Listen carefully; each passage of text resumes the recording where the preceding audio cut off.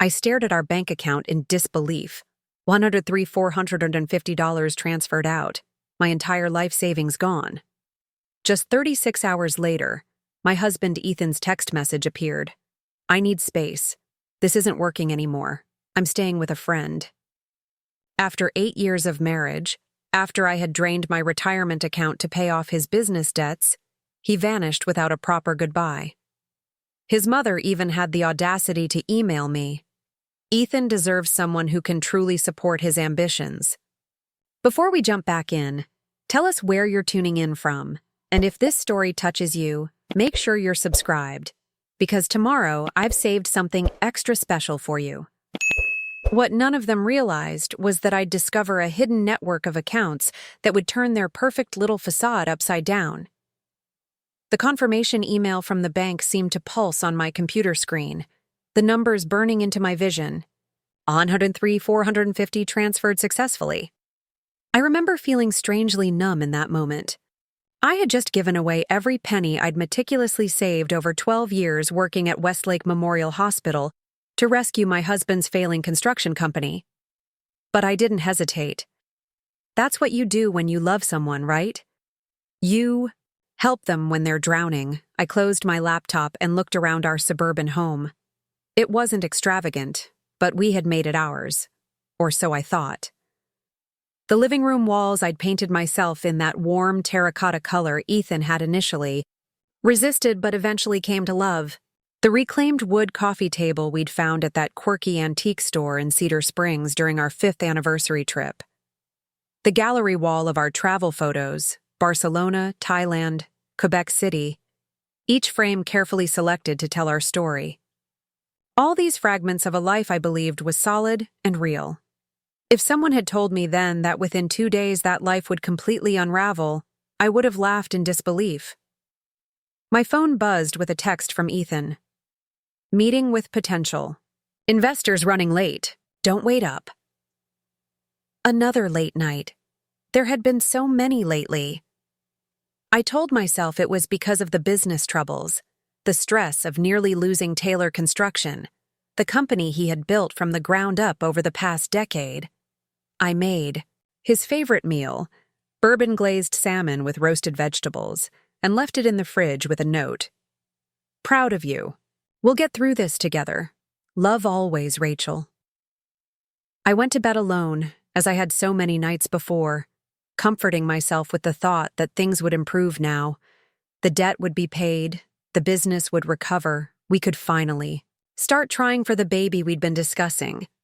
My master's degree in hospital administration could wait. We were investing in our future together.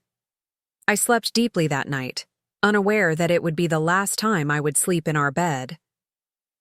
The next morning, I woke to an empty house.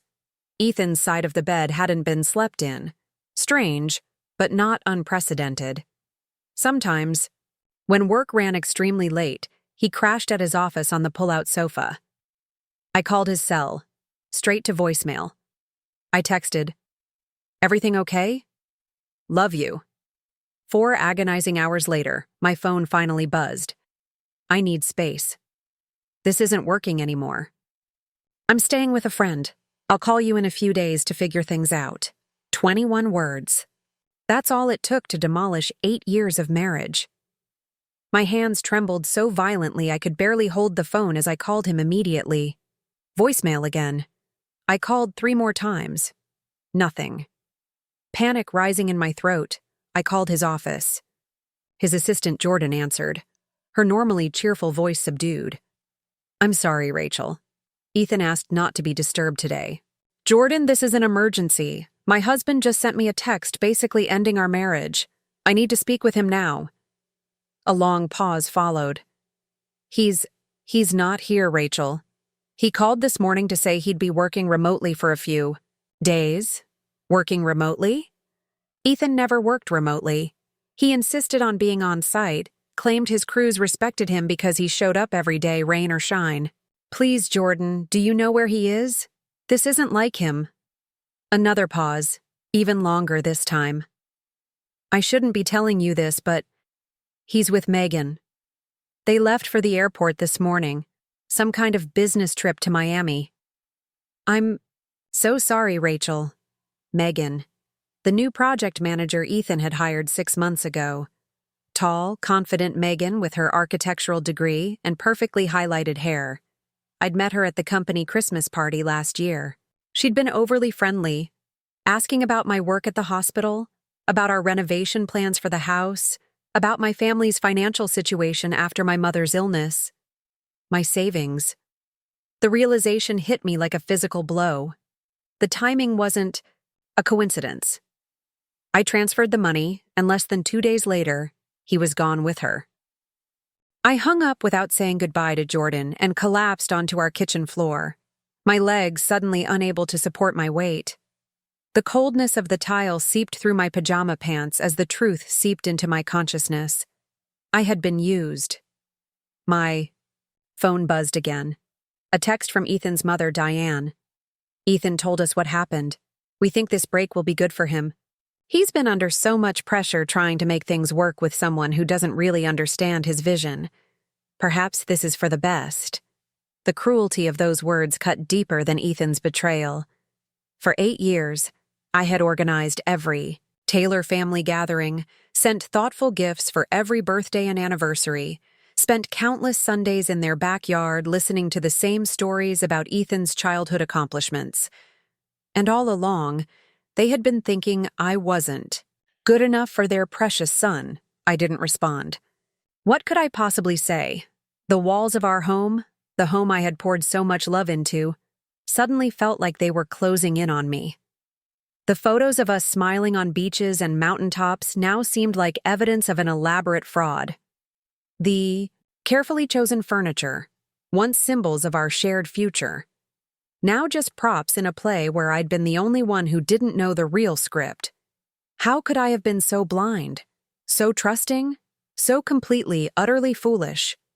But beneath the shock and heartbreak, something else was beginning to stir. A feeling I'd almost forgotten during my years with Ethan, something from before, when I'd put myself through nursing school while supporting my younger brother after our parents' accident.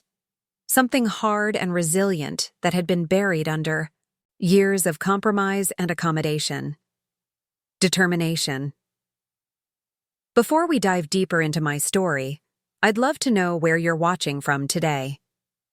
Drop your city in the comments below. It amazes me how these stories connect us across distances. If this resonates with you, please hit that subscribe button.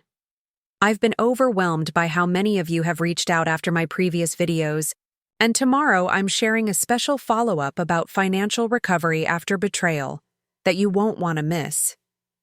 You know, sitting here today in my sun-filled apartment, it's hard to believe I'm the same person who once crumpled on that cold kitchen floor. The journey from that moment to where I am now wasn't easy, but it's a path I'm grateful to have walked, even through the darkest parts. Preparing and narrating this story took us a lot of time, so if you are enjoying it, subscribe to our channel. It means a lot to us. Now back to the story. So many of you have asked how I found the strength to get up that day. The truth is, I almost didn't. For hours I stayed there, my back against the refrigerator, reading and rereading Ethan's text and his mother's message, trying to make sense of something that defied logic. How does someone go from, "I love you," to "I'm leaving" in the span of days? How does a husband walk away right after his wife sacrifices her financial security to save him? My phone kept buzzing with concerned messages from friends and coworkers. I had been scheduled for a shift at the hospital that afternoon, something I'd never missed in my 12 years as a nurse. Melanie, the charge nurse who had become one of my closest friends, called repeatedly until I finally answered. "Rachel? Are you okay? Dr. Patterson is asking where you are." I tried to speak, but all that came out was a sob. "Rachel? What's happening? Talk to me." "He's gone," I managed to whisper. "Ethan left, after I paid his debt. He just left." There was a moment of stunned silence. "I'm coming over, don't move." 30 minutes later, Melanie was at my door, still in her scrubs, concern etched across her face. She took one look at me, huddled in my pajamas with puffy eyes and tangled hair, and pulled me into a fierce hug. "I called Simone to cover your shift," she said, guiding me to the couch. "Now tell me everything." So I did.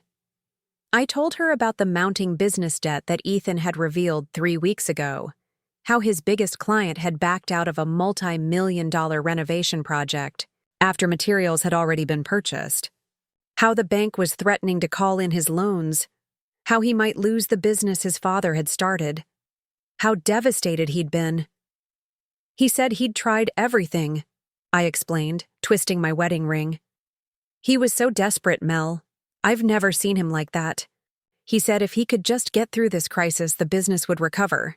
He had other projects lined up. He just needed to weather this storm." "So you gave him your savings," Melanie said. It wasn't a question. All of it. My retirement account, the inheritance from my grandparents, everything. $103,450. Saying the number out loud made my stomach clench. "And now he's in Miami with his project manager." Melanie's expression darkened. "That can't be a coincidence." "No," I agreed, the realization still raw and painful. "It can't be." I showed her the bank confirmation, Ethan's text, and his mother's message. With each piece of evidence, Melanie's outrage grew. "Have you checked your joint accounts?" she asked. Suddenly, I hadn't even thought of that. My personal savings had been separate, a habit from my early days of financial independence that Ethan had often teased me about. We maintained a joint checking account for household expenses, but I hadn't looked at it since transferring my savings. With shaking hands, I opened the banking app on my phone. Our joint account balance, $214.37. "He cleared it out," I whispered, showing Melanie the screen. There was over $5,000 in there yesterday. Something shifted in Melanie's expression. The sympathy was still there, but now accompanied by a steely determination I recognized from our most challenging shifts in the ER. "Okay," she said firmly. "First things first, we need to protect whatever you have left. Do you have any other joint accounts? Credit cards? Investment accounts?" I shook my head, then hesitated. "Just our joint credit card and my personal credit card." We checked both. The joint credit card was maxed out at its $15,000 limit. My personal card, which had maintained a zero balance for years, now showed a $5,000 cash advance taken yesterday. But I didn't. I started, then understood. Ethan knew my PIN. He had used it before when shopping for my birthday gifts. I had never thought twice about sharing it with him. "We need to call the bank," Melanie said. "Right now, then the credit card companies, then a lawyer." The word lawyer made this real in a way nothing else had. Lawyers meant divorce. Divorce meant failure. Failure meant stop, Melanie said, recognizing the spiral of thoughts reflected on my face. "This is not your failure, Rachel. This is theft. This is fraud. This is someone taking advantage of your love and trust in the most awful way possible." "But the debt was real," I protested weakly. "His business was in trouble." "Was it?" Melanie challenged. "Have you seen any proof of that beyond what Ethan told you? Any actual financial statements? Any communications from the bank about these supposed loans?" I hadn't. I had taken Ethan at his word, the way I always had during our 8 years together. The possibility that the entire financial crisis had been fabricated hadn't even occurred to me. For the next few hours, Melanie stayed. With me, making calls, taking notes, creating a plan. We froze my credit cards, reported the unauthorized cash advance, and made an appointment with a lawyer Melanie's sister had used during her divorce 2 years earlier. "What about work?" I asked, suddenly remembering my responsibilities. "I can't. I already talked to Patterson," Melanie interrupted. "You've got 3 days of emergency personal leave approved. And Rachel? He said to tell you that the hospital's legal team is at your disposal if you need them. We take care of our own." The support nearly undid me again. In the midst of betrayal, these reminders of genuine care were almost too much to bear. As evening fell, Melanie ordered dinner, comfort food from our favorite Thai restaurant, and insisted on staying the night on my couch. "You shouldn't be alone right now," she said firmly. "Tomorrow we fight. Tonight you rest." But rest wouldn't come. Long after Melanie had fallen asleep on the couch, I lay awake in my bed, our bed, staring at the ceiling, replaying every moment of the past few weeks, looking for signs I had missed. Had Ethan's affection been waning? Had there been suspicious late nights before the supposed business crisis? Had Megan's interest in our personal finances at that Christmas party been more calculated than casual? The more I thought about it, the more patterns emerged.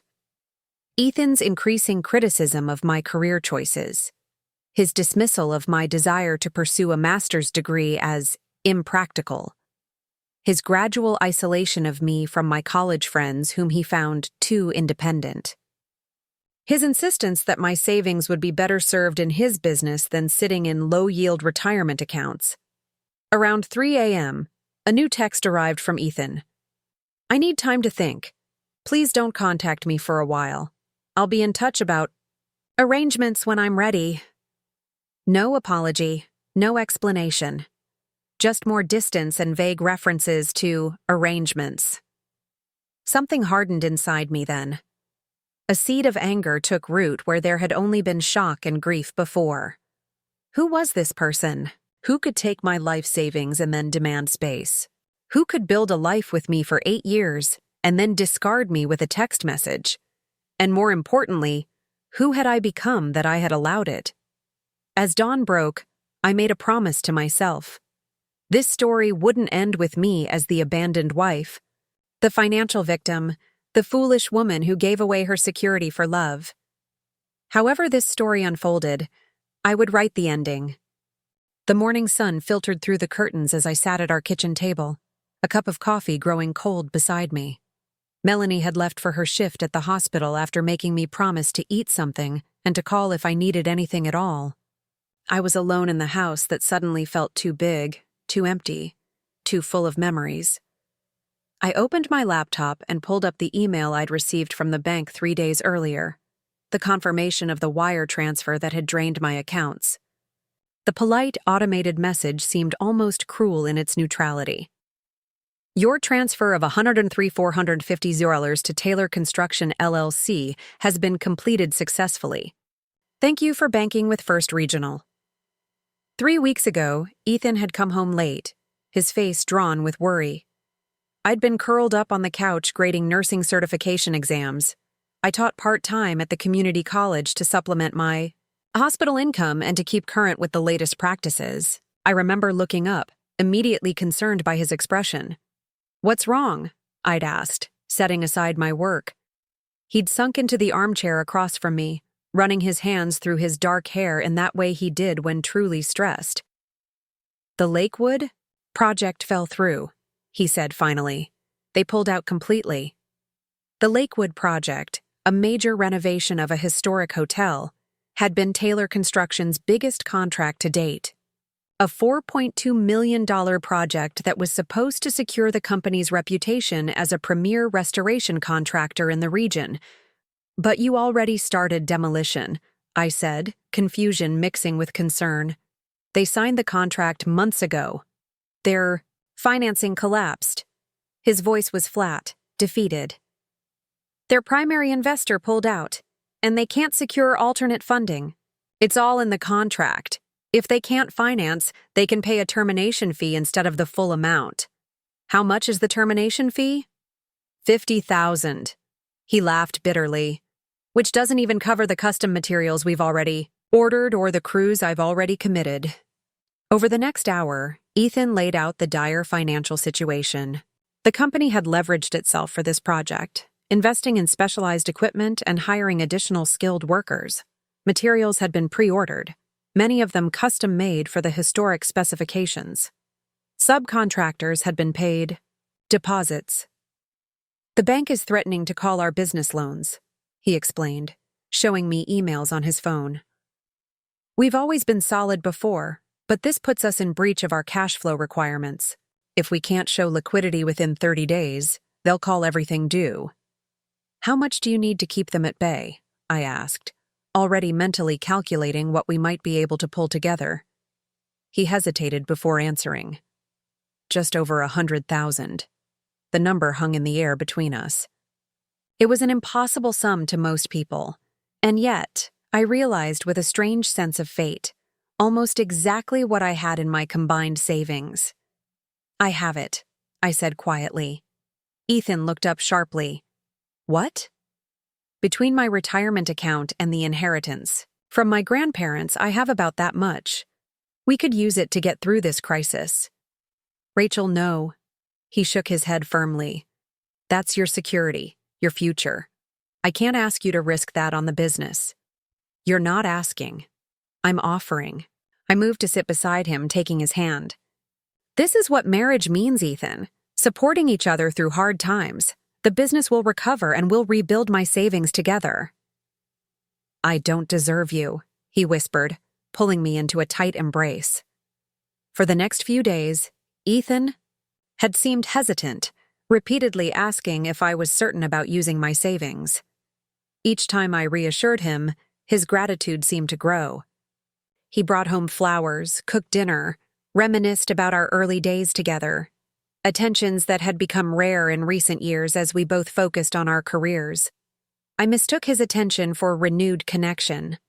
Now I wondered if it had been manipulation, or worse, a guilty conscience already planning his exit. A week later, after consulting with his business attorney, who I now realized I had never actually met, Ethan presented me with paperwork for the wire transfer. The attorney says this is the cleanest way to do it, he explained. A direct transfer to the business account. I hadn't questioned it. Why would I? This was the man I had built a life with, the man I still planned to have children with, the man I believed in completely. The morning of the transfer, I had to go to the bank in person to authorize such a large transaction. The bank manager, a woman named Priya, whom I'd known for years, had looked concerned. This is a significant withdrawal from your retirement accounts, Mrs. Taylor, she noted, reviewing the paperwork. There will be penalties for early withdrawal, and you'll lose the tax-advantaged growth. Are you certain this is the best approach? It's temporary, I assured her, with the confidence of someone who couldn't imagine any other outcome. My husband's business has a cash flow issue, but once it's resolved, we'll replenish these accounts. Priya had hesitated, then said something I had dismissed at the time but now echoed painfully in my memory. Just make sure you're protecting yourself as well. I've seen situations where financial pressure creates complications in relationships. Ethan and I are solid, I had replied. With a smile, we're in this together. 3 days later, he was gone. I closed the email and opened a new browser tab, navigating to the Taylor Construction website. It looked the same as always. Professional photos of completed projects, testimonials from satisfied clients, the smiling team photo taken last summer at the company picnic. I was in that photo, standing beside Ethan, his arm around my waist, the happy supporter, the devoted wife. There was no indication of financial distress, no scaling back of the polished presentation. If the company was truly on the verge of bankruptcy, it certainly didn't show in their public face. I clicked through to the current projects page, something I rarely did since Ethan usually told me about new contracts over dinner. There it was, listed prominently at the top. Lakewood Hotel Restoration, historic renovation of Lakewood's iconic Grand Hotel, preserving its 1920s character while modernizing infrastructure and amenities. My heart began to race. The project, that had supposedly fallen through, was still featured as an active job. The description even included a timeline indicating work had begun 2 months ago and would continue for another 14 months. With trembling fingers, I clicked through the photo gallery. There were recent pictures, dated just last week, showing progress on the demolition phase. Workers in Taylor Construction uniforms clearing debris, Ethan himself, standing with a group of people in business attire, all wearing hard hats and pointing at architectural plans. The project hadn't fallen through. It was actively underway. I felt physically ill. The financial crisis that had prompted me to empty my savings accounts had been entirely fabricated. But why? Why would Ethan invent such an elaborate lie? The answer came when I clicked on another photo, a wider shot of the same group at the Lakewood site. Standing next to Ethan, her hand casually resting on his arm, was Megan. The timestamp on the photo was 3 days before Ethan had come home with his story of financial disaster. My phone rang, startling me out of my shocked trance. It was Alexandra Pierce, the attorney Melanie had connected me with. We had an appointment tomorrow, but she was calling today. Mrs. Taylor? This is Alexandra Pierce. I know we're scheduled to meet tomorrow, but something has come to my attention that I think warrants immediate discussion. Would you be available to come to my office this afternoon? Yes, I said, my voice steadier than I expected. Yes, I can be there. What's happened? I'd prefer to discuss it in person, she replied, her professional tone giving nothing away.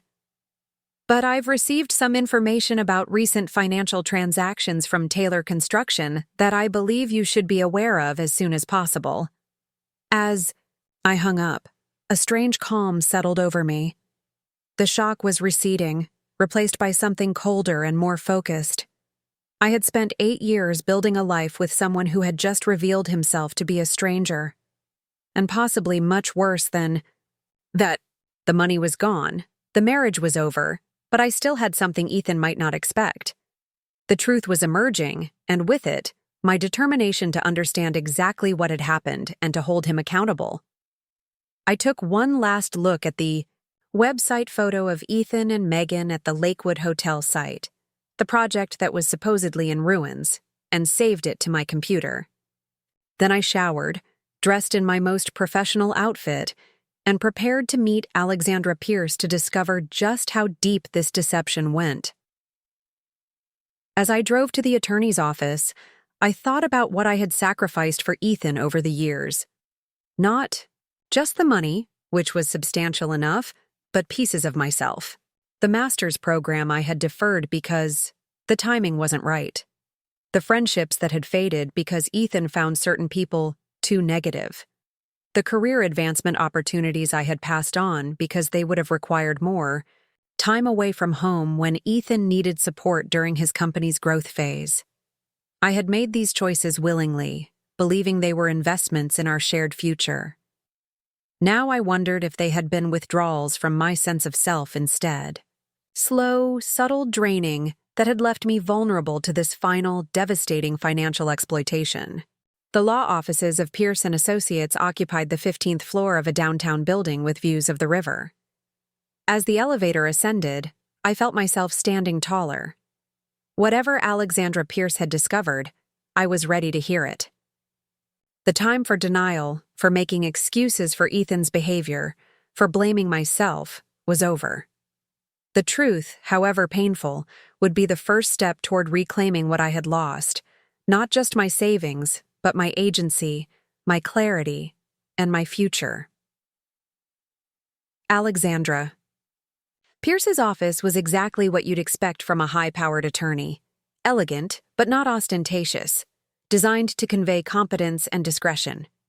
The walls were adorned with her credentials and tasteful artwork, and floor-to-ceiling windows offered a panoramic view of the city I'd called home since marrying Ethan. Mrs. Taylor, thank you for coming on such short notice, Alexandra said, rising from behind her desk to greet me. She was a striking woman in her late 40s with salt and pepper hair cut in a precise bob and shrewd eyes that seemed to take in everything at once.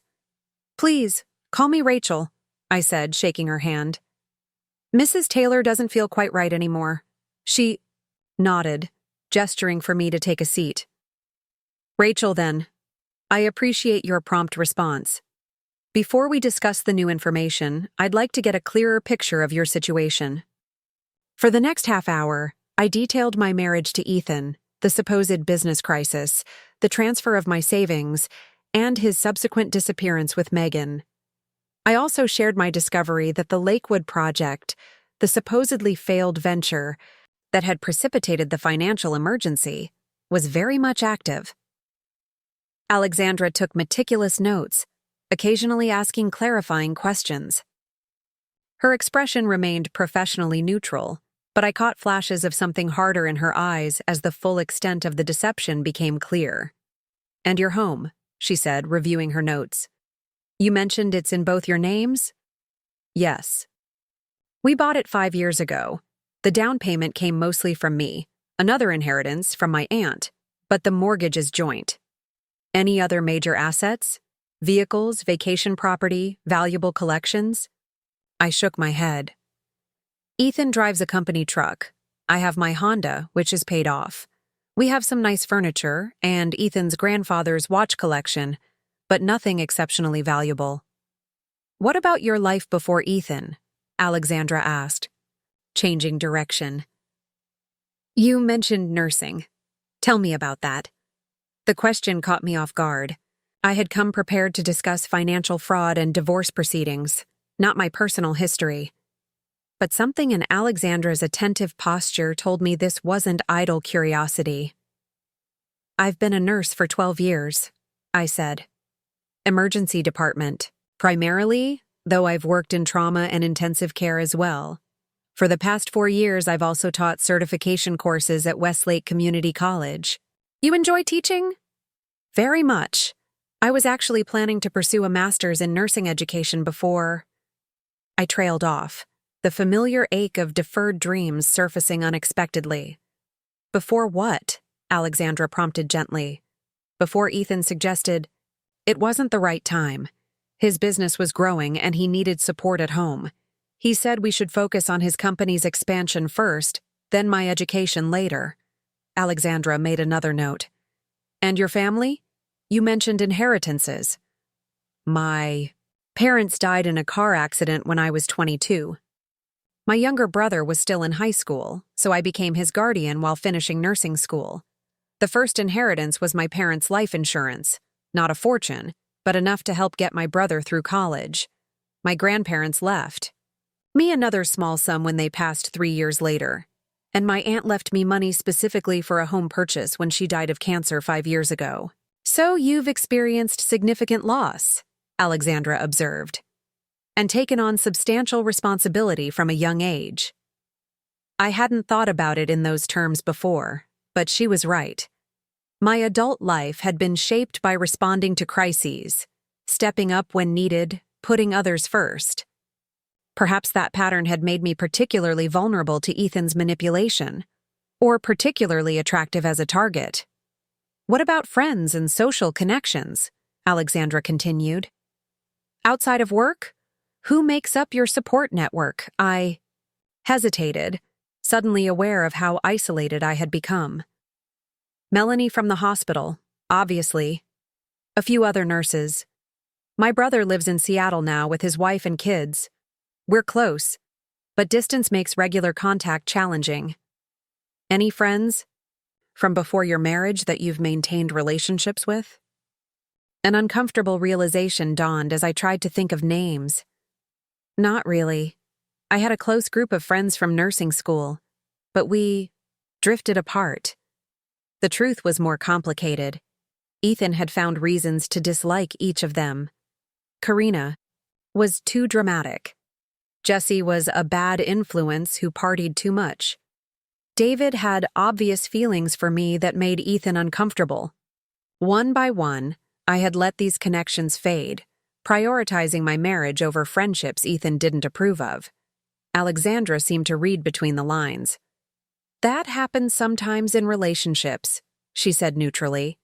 "Now, tell me about your home life with Ethan. What was your routine like? How did you divide responsibilities?" I described our daily patterns, my hospital shifts, often overnight or 12 hours. Ethan's work schedule, which had grown increasingly unpredictable over the years. Our division of household duties, which had gradually shifted until I was handling most of the cooking, cleaning, and financial management despite working full-time myself. And socially? Did you entertain, travel, Have regular activities together? We used to, I reflected, another realization forming. The first few years, we hiked, took cooking classes, hosted dinner parties, but gradually that stopped. Ethan was always too tired or had work commitments. The last real vacation we took was 2 years ago. As I spoke, I found myself mentally walking through our house, room by room, seeing it with new eyes. The living room where we had once laughed with friends but had recently been used mainly by me, reading alone while Ethan worked late. The kitchen where I'd taught myself to cook. Ethan's favorite dishes, each one met with decreasing enthusiasm as the years passed. The spare bedroom we had initially called the future nursery, but had gradually become Ethan's home office, filled with his architectural books and blueprints. Our bedroom, with the handcrafted bed frame we had purchased on our honeymoon in Dye, Vermont. The framed black and white photos from our wedding, the matching nightstands where our rings would rest while we slept. I had continued all our little rituals, fresh flowers on the dresser, lavender sachets in the drawers, the special detergent Ethan preferred for the sheets, even as he spent fewer and fewer nights at home. Rachel? Alexandra's voice brought me back to the present. Are you all right? I realized I had fallen silent, lost in the inventory of a life that suddenly seemed like an elaborately constructed facade. I'm fine, I said automatically, then corrected myself. Actually, no, I'm not fine. I'm realizing that I've been living in a marriage that hasn't really existed for some time. Alexandra nodded. That's a painful but important recognition. Now, let me share why I asked you to come in today. She opened a folder on her desk and extracted several documents. After our conversation yesterday, I had my investigator begin preliminary research into Taylor Construction's financial situation. We have contacts at several local banks who can provide discrete information within legal boundaries. She slid a paper across the desk to me. This is a record of transfers from the Taylor Construction business account over the past 3 months. I scanned the document, not immediately understanding its significance. There were regular transfers to what appeared to be vendor accounts, payroll, utility payments for the office, all normal business expenses. And then, beginning exactly 1 week before Ethan had told me about the supposed financial crisis, a series of transfers to an account labeled only as MT Consulting. What's MT Consulting? I asked, pointing to the entries. That's what I wanted to ask you, Alexandra replied. These transfers total just over $90,000 in the past 3 weeks. The most recent transfer, $75,000, occurred the day after your money was deposited into the Taylor Construction account. My mouth went dry. I've never heard of MT Consulting. It's not a vendor Ethan ever mentioned. Alexandra nodded as if I had confirmed her suspicion. My investigator has determined that MT Consulting was established as an LLC 6 months ago. The registered agent is a law firm that specializes in creating privacy shields for business owners. She paused. The M in MT could very well stand for Megan. The implication was clear. Ethan had transferred a significant portion of my money, not to save his business, which appeared to be financially healthy, but to an account he had established with or for Megan. There's more, Alexandra continued, her tone gentle but direct. The investigator also found records of a property purchase in Siesta Key, Florida. A beachfront condominium purchased by MT Consulting 3 weeks ago for $850,000, with a down payment of $170,000. The room seemed to tilt slightly. Florida, I repeated. Ethan and Megan went to Miami. Siesta Key is on the Gulf Coast, about 3 hours from Miami, Alexandra confirmed. It's possible they flew into Miami and continued to Siesta Key afterward. The pieces were falling into place with devastating clarity.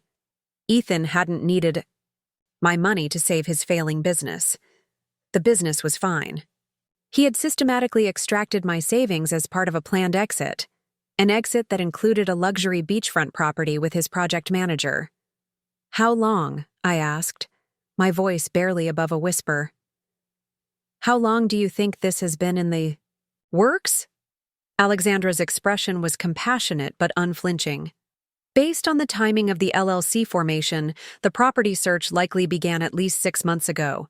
The planning may have started even earlier. 6 months ago, we had celebrated our 8th anniversary. Ethan had taken me to an expensive restaurant, given me a beautiful bracelet, told me how lucky he was to have me, all while plotting his escape, an escape funded by my life savings. What do we do now? I asked, surprising myself with the steadiness in my voice. Alexandra leaned forward, her expression resolute. Now we fight. The good news, if we can call it that, is that Ethan has made several critical errors. The proximity of the transfer from your account to the transfer to MT Consulting creates a clear trail. The fact that he used your personal credit card without authorization constitutes fraud. And if we can establish that he deliberately misrepresented his business's financial situation to induce you to transfer your savings, we have a strong case for financial exploitation. She laid out a preliminary strategy. Immediate filing for divorce, citing fraud and financial misconduct, emergency motions to freeze assets including the Florida property, potential criminal charges for the unauthorized use of my credit card, and a forensic accounting investigation of both Taylor Construction and MT Consulting. As Alexandra spoke, I glanced again at the view from her office windows. The city sprawled below, the hospital where I had built my career, the neighborhoods where Ethan and I had looked at homes before settling on ours, the riverside park where he had proposed on a snowy evening 9 years ago. This had been the backdrop of my married life, a life I had believed was solid and real. Now I understood it had been anything but. The carefully crafted home, the supportive wife role, the deferred dreams, all of it had been built on a foundation that was crumbling, to reveal something ugly underneath. The life I had been living wasn't just ending. In many ways, it had never truly existed at all.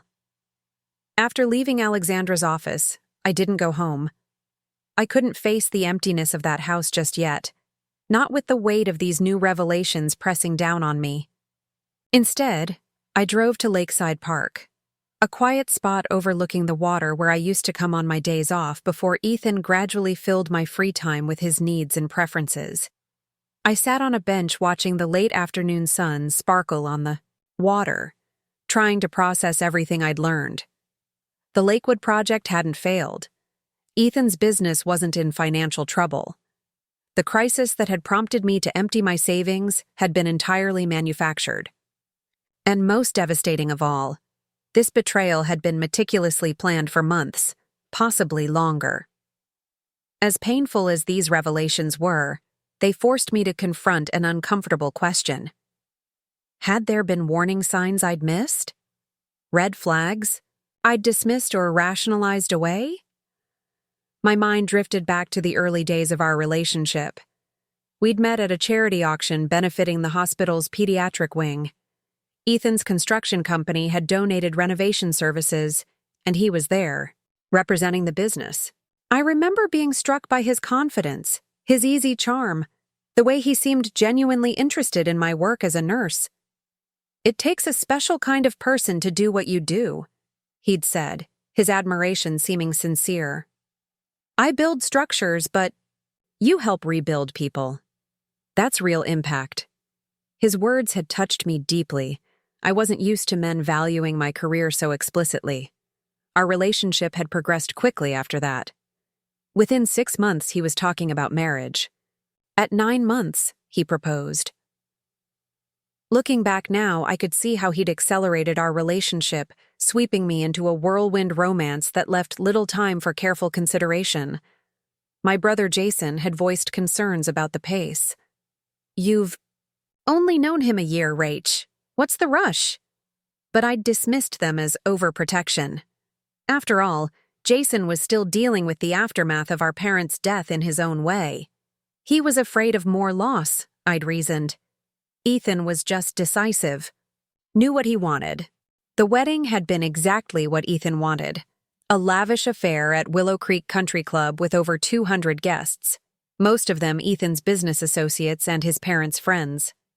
My side of the church had been sparsely populated. Jason and his then-girlfriend, now wife, a handful of nursing colleagues, my few remaining friends from college.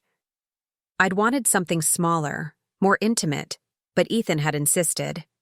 "This is a once-in-a-lifetime event," he'd said, "and these connections are important for the business. Trust me, you'll be glad we did it this way."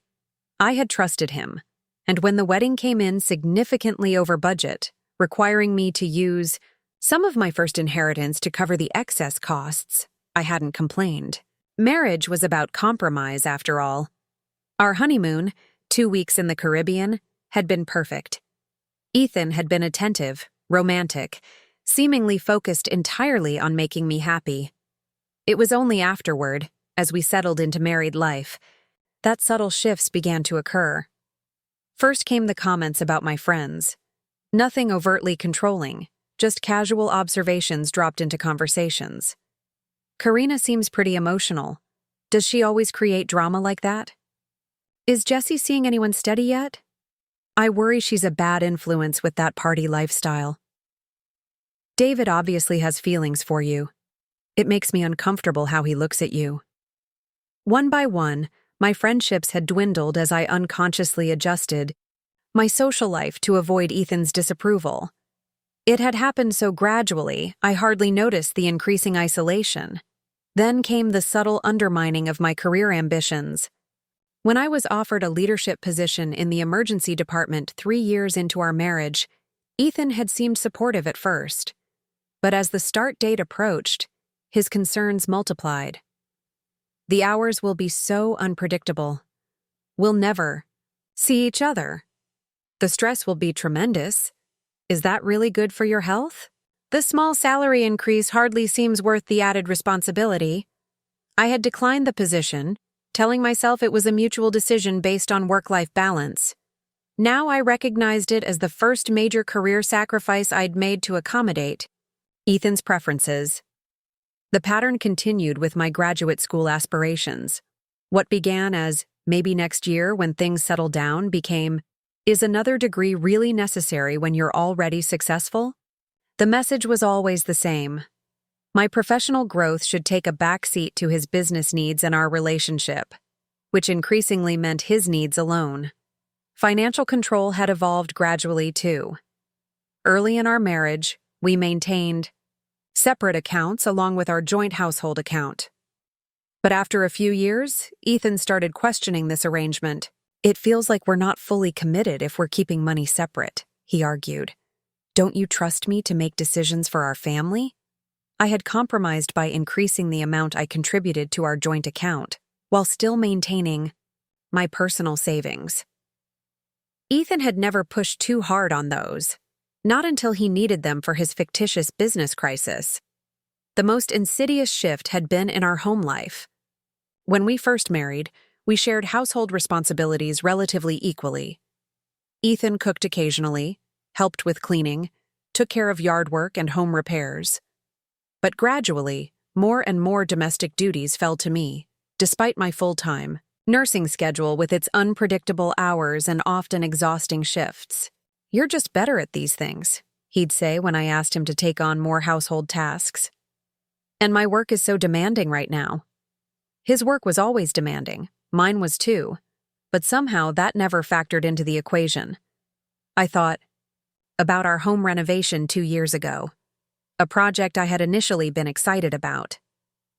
The 4-month process had turned into 8 months of chaos, with contractors coming and going at all hours and decisions constantly changing. I had attributed the stress to normal renovation challenges, but now I wondered if it had been another form of control, keeping our home in a constant state of disruption where Ethan made all the important decisions. Even our discussions about starting a family had subtle warning signs I'd missed. Ethan would vacillate between enthusiasm, "You'd be such an amazing mother," and hesitation, "But the timing isn't quite right." The goalposts for when we would try for children kept moving. After the business reached a certain revenue threshold, after a particular project was completed, after the home renovation was finished. There was always a reason to wait, and that reason always centered on Ethan's priorities.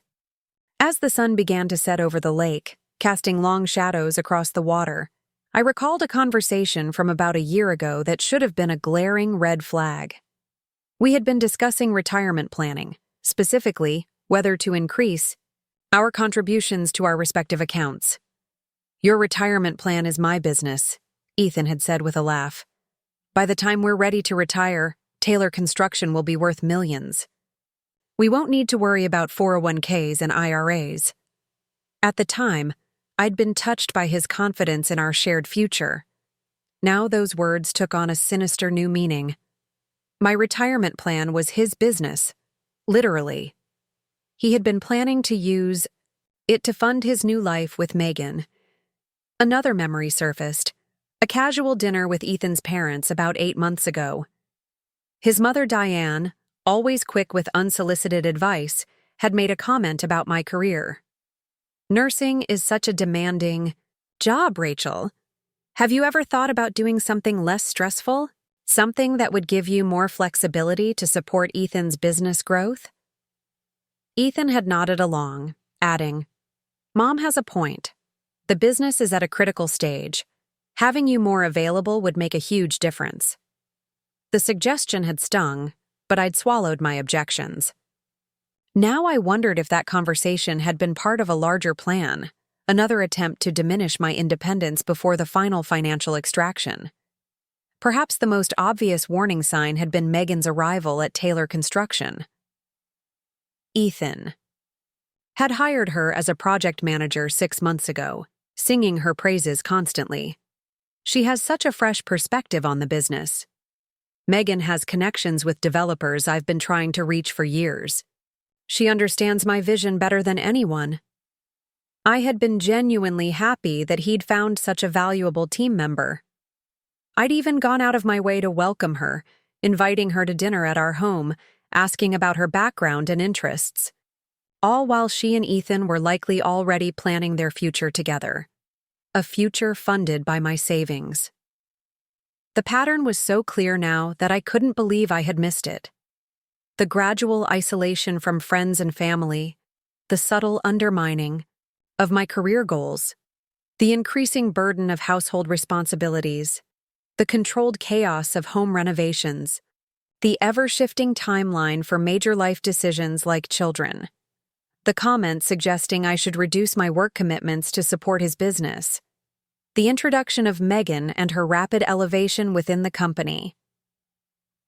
These weren't isolated incidents or normal relationship challenges. They were calculated steps in a long-term strategy to make me more dependent, more isolated, more focused on Ethan's needs, and less on my own goals and financial security. The realization hit me with physical force. I had been experiencing a form of financial and emotional abuse so gradual, so disguised as love and partnership, that I hadn't recognized it until the final devastating blow. My phone buzzed with a text from Alexandra. "Documents filed. Emergency. Hearing scheduled for tomorrow at 10 a.m. We'll call with details. The legal machinery was in motion.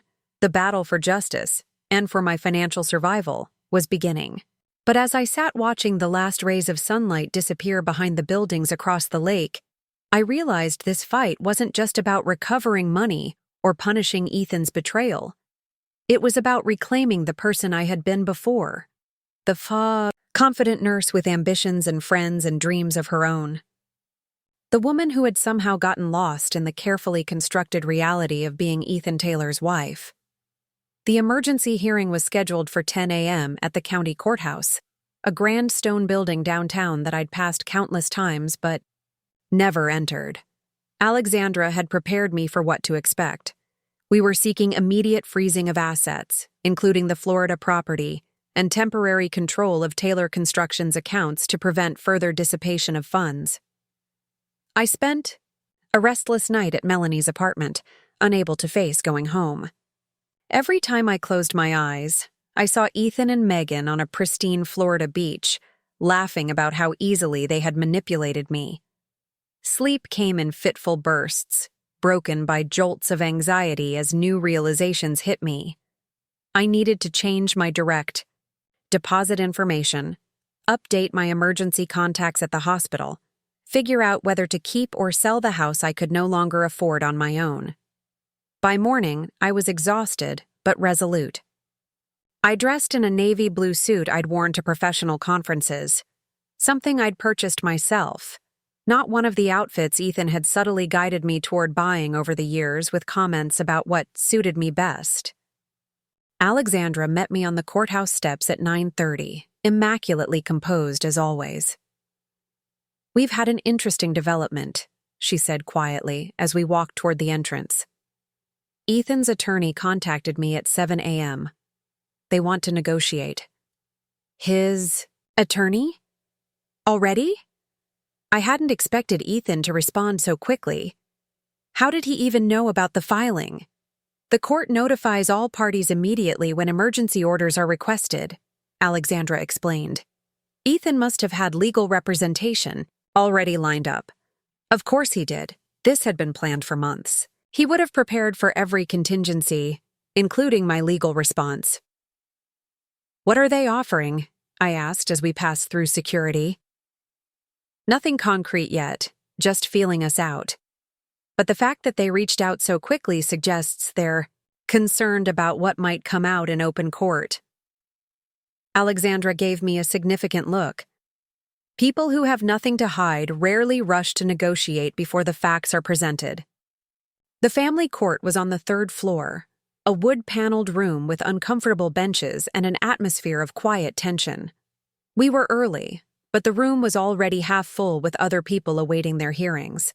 Divorcing couples, custody disputes, restraining order requests, lives falling apart in slow motion under fluorescent lights. Alexandra guided me to seats near the front, arranging her documents methodically. "The judge assigned to our case is Catherine Levine," she whispered. "She's fair but no nonsense, and she takes financial misconduct very seriously." At 9:55, a slight commotion at the back of the courtroom drew my attention. I turned to see Ethan entering with a man I didn't recognize, presumably his attorney. Ethan was impeccably dressed in his best suit, his expression grave and composed. He looked exactly like what he was pretending to be, a respectable businessman, blindsided by his wife's legal aggression. Our eyes met briefly. I expected to see anger, perhaps defensiveness. Instead, there was something else, a calculating assessment, as if he were measuring my resolve. He nodded slightly, a gesture that might have looked respectful to observers, but that I now recognized as pure performance. Even now, he was playing a role. "Don't engage," Alexandra murmured, noticing the exchange. "Let him make the first overture." I faced forward again, my heart pounding but my exterior calm. I wouldn't give him the satisfaction of seeing me emotional or unstable. Not today. Not ever again. At precisely 10 a.m., a side door opened and Judge Levine entered, a tall woman in her 60s with silver hair and piercing eyes that suggested little escaped her notice. The court clerk called for all to rise, and then our case. Number was announced: Taylor v. Taylor. Emergency petition for asset freezing and financial restraint. Alexandra and I approached the petitioner's table, while Ethan and his attorney took their places at the respondent's table. Being in such close proximity to him, close enough to smell the familiar sandalwood cologne I had given him last Christmas, made my skin crawl. This man who had shared my bed, my home, my dreams, had been systematically plotting to steal my financial future. Judge Levine reviewed the documents before her, her expression giving nothing away. "Counselors, please identify yourselves for the record." Alexandra and Ethan's attorney, a sleek silver-haired man named Graham Woodward, stated their names and credentials. "I see we have a petition for emergency relief regarding marital assets." Judge Levine continued. "Ms. Pierce, please outline your client's position." Alexandra was masterful, laying out the timeline of events with surgical precision. My transfer of funds to save what I believed was a failing business, Ethan's immediate abandonment, the discovery that the business crisis was fabricated, the suspicious transfers to MT Consulting, and the Florida property purchase. Your Honor, we have documented evidence that Mr. Taylor solicited funds from my client under false pretenses, then transferred a significant portion of those funds to an LLC with connections to a woman with whom he appears to be romantically involved. We believe this constitutes fraud and financial exploitation, and we seek immediate freezing of all assets acquired with these misappropriated funds, as well as temporary restraining orders preventing further dissipation of marital assets. Judge Levine turned to Ethan's attorney.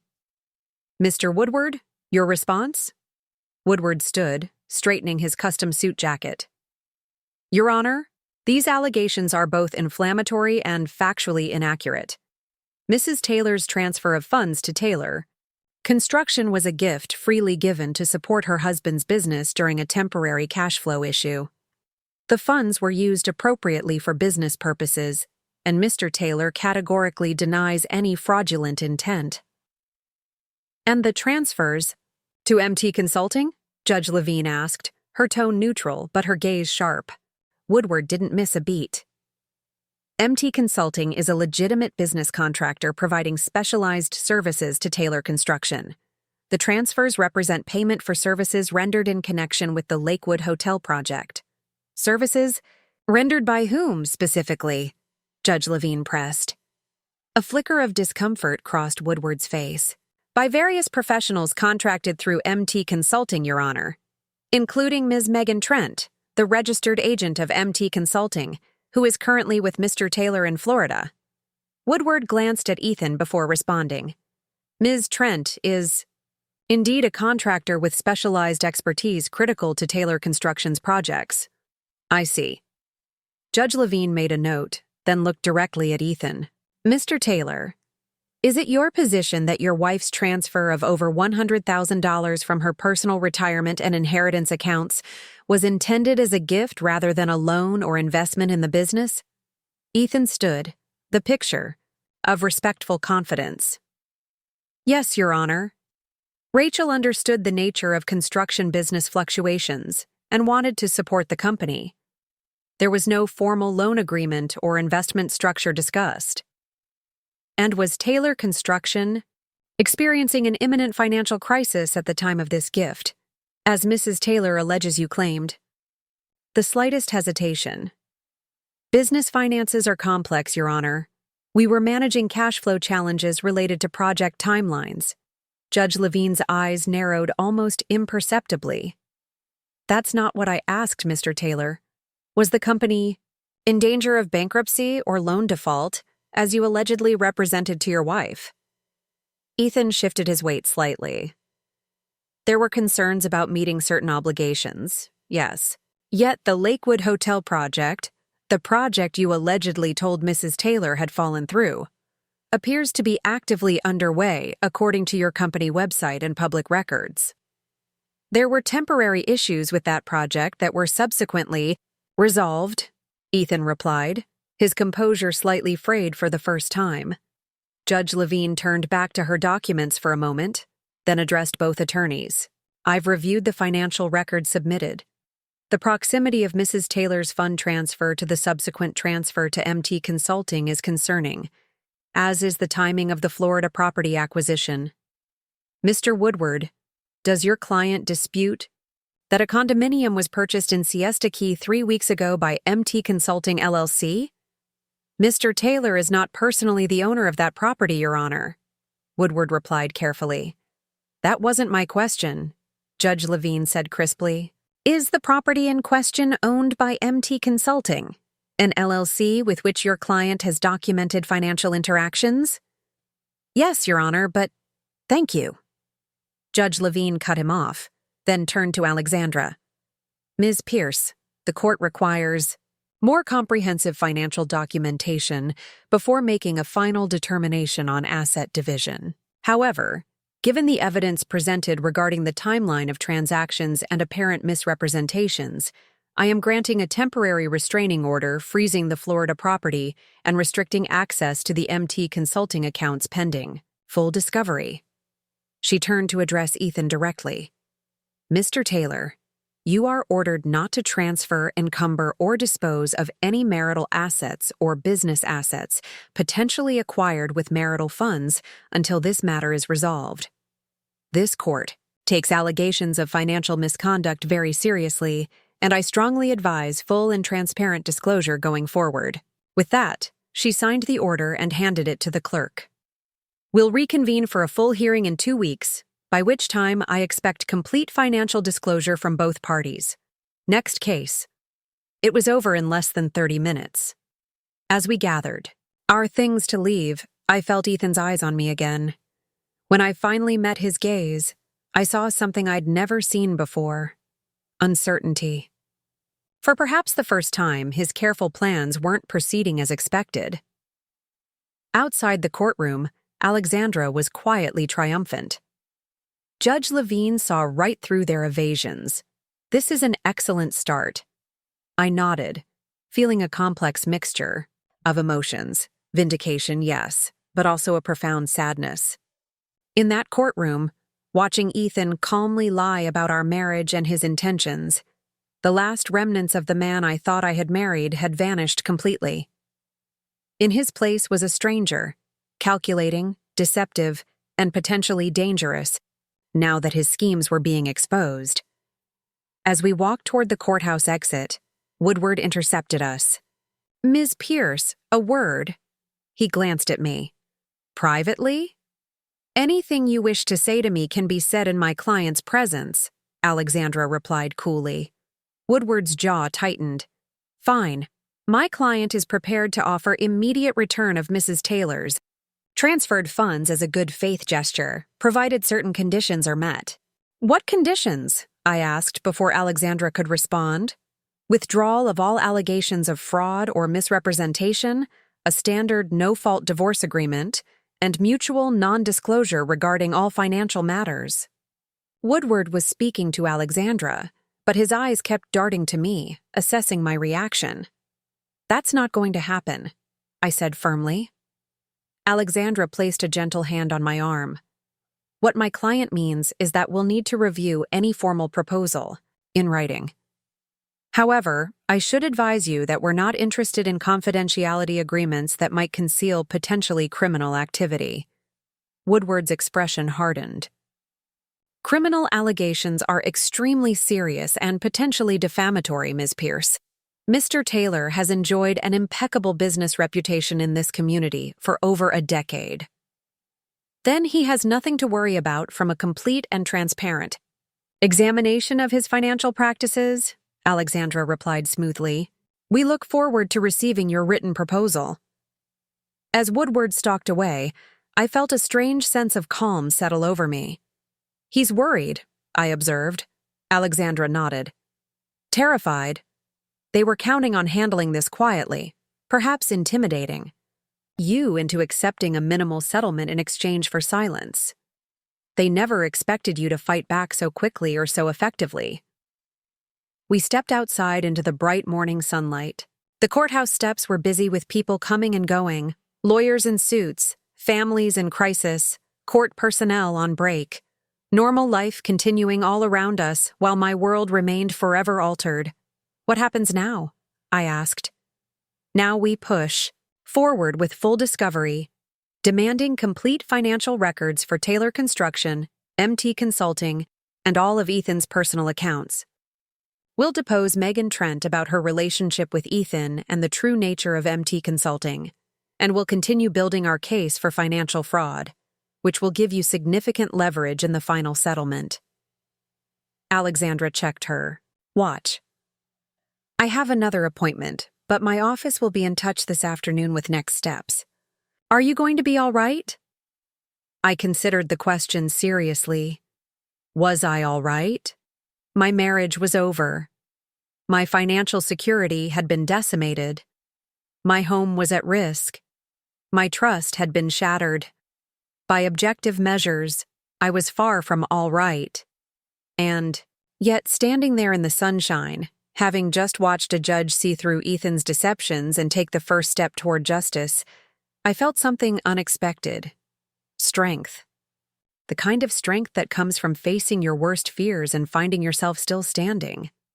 Yes, I said, surprising myself with my certainty. I'm going to be all right.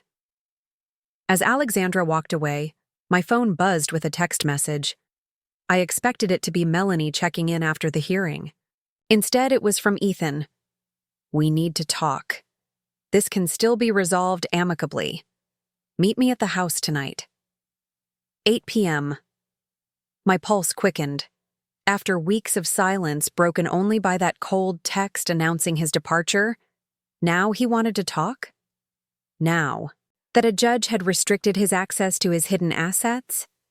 Now that his careful plans were unraveling? I stared at the message, my finger hovering over the reply button. The old Rachel, the one who had built her life around accommodating Ethan's needs and preserving the peace, would have agreed immediately, hoping for reconciliation or at least resolution. But I wasn't that Rachel anymore. I deleted the message without responding and headed toward my car. Whatever Ethan wanted to say, he could say it through his attorney. The time for private conversations and manipulation was over. I didn't go home after the hearing. Despite Alexandra's reassurances about our strong position, I couldn't shake the feeling that Ethan wouldn't simply accept this initial defeat. His text inviting me to talk at the house only confirmed my suspicions. Instead, I drove to the hospital for my scheduled evening shift, grateful for the distraction of work and the normalcy of helping others through their crises instead of dwelling on my own. The emergency department was unusually busy. A multi-car accident had brought in several trauma cases at once. For 6 straight hours, I was completely immersed in patient care, my personal problems temporarily eclipsed by the immediate needs of others. It was almost midnight when things finally calmed down enough for me to take a proper break. I was in the staff lounge scrolling through emails from Alexandra's office, detailed instructions about financial documentation I needed to gather, when Dr. Patterson, the ER director, poked his head in. "Rachel, do you have a minute?" Something in his tone made me immediately alert. William Patterson had been my supervisor for 8 years. I knew his expressions well enough to recognize concern. Of course, I said, setting down my phone. Is everything okay? He took a seat across from me, his normally confident demeanor hesitant. I received a strange call earlier today. From Ethan. My stomach dropped. Ethan called you? Why? Dr. Patterson sighed, running a hand through his salt and pepper hair. He expressed concerns about your emotional stability and decision-making. He suggested you might be experiencing some kind of psychological episode that could affect patient care. The room seemed to tilt slightly. He what? He mentioned something about impulsive financial decisions, erratic behavior, possibly self-medicating with prescription drugs. Dr. Patterson held up a hand as my expression shifted from shock to outrage. I want to be absolutely clear. I don't believe a word of it. You've been an exemplary nurse for years. Your clinical judgment is impeccable. I'm only telling you because I'm concerned about what appears to be an attempt to undermine your professional reputation. I sat in stunned silence, absorbing this new betrayal. Ethan wasn't just content with taking my money and breaking my heart. Now he was actively trying to damage my career, the one area of my life where I had maintained independence and confidence. There's more, Dr. Patterson continued reluctantly. He mentioned he was planning to contact the state nursing board with his concerns. My blood ran cold. A complaint to the nursing board, even a baseless one, could trigger an investigation. While I had nothing to hide, the process itself could be grueling and potentially damaging to my professional standing. This is retaliation, I said finally, my voice steadier than I felt. We had a court hearing this morning. The judge froze assets he was trying to hide. He's punishing me for fighting back. Dr. Patterson nodded. I suspected something like that. Melanie mentioned you were going through a difficult divorce. He hesitated. Rachel, I hope you know you have the full support of this department.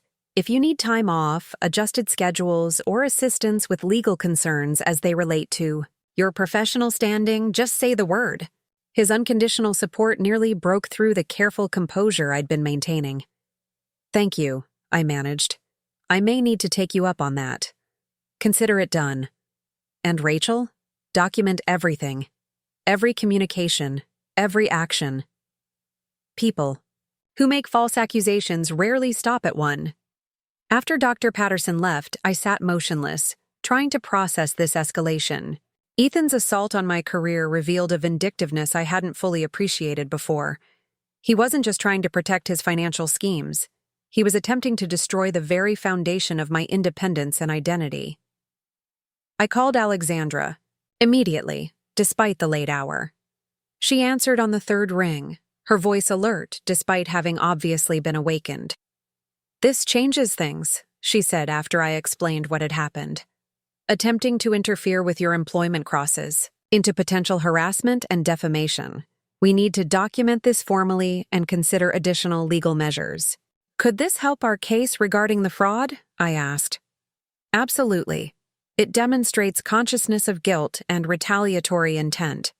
A person with nothing to hide doesn't usually resort to attacking their spouse's livelihood." We agreed to meet the following morning to amend our court filings. As I hung up, my phone buzzed with a new text message from an unknown number.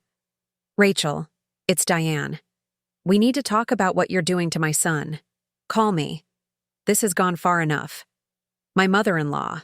Of course she would surface now, ready to defend Ethan regardless of his actions. I hesitated, then saved the number without responding. More documentation for Alexandra. When my shift ended at 7 a.m., I was exhausted but too wired to sleep. Instead of heading to Melanie's apartment, I drove to a small diner near the hospital where many of us went after night shifts. The familiar environment and comfort food might help settle my churning thoughts.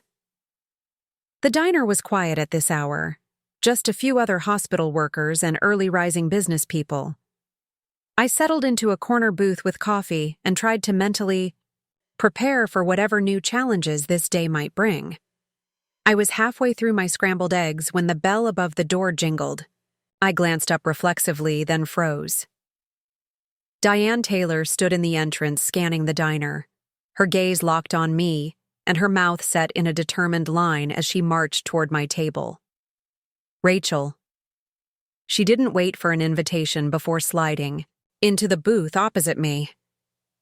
At 65, Diane was still an imposing figure, tall, immaculately groomed, with the same intense blue eyes as her son. She had never been warm toward me, but she had at least maintained a facade of polite acceptance. That facade was gone now, replaced by barely contained hostility. "I tried to call you," she said accusingly. "I saw." I set down my fork, suddenly not hungry.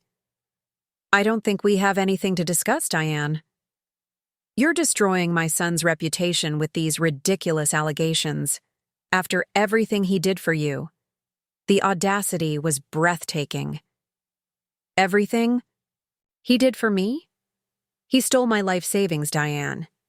He lied about his business being in trouble, then took my money and ran off with his project manager.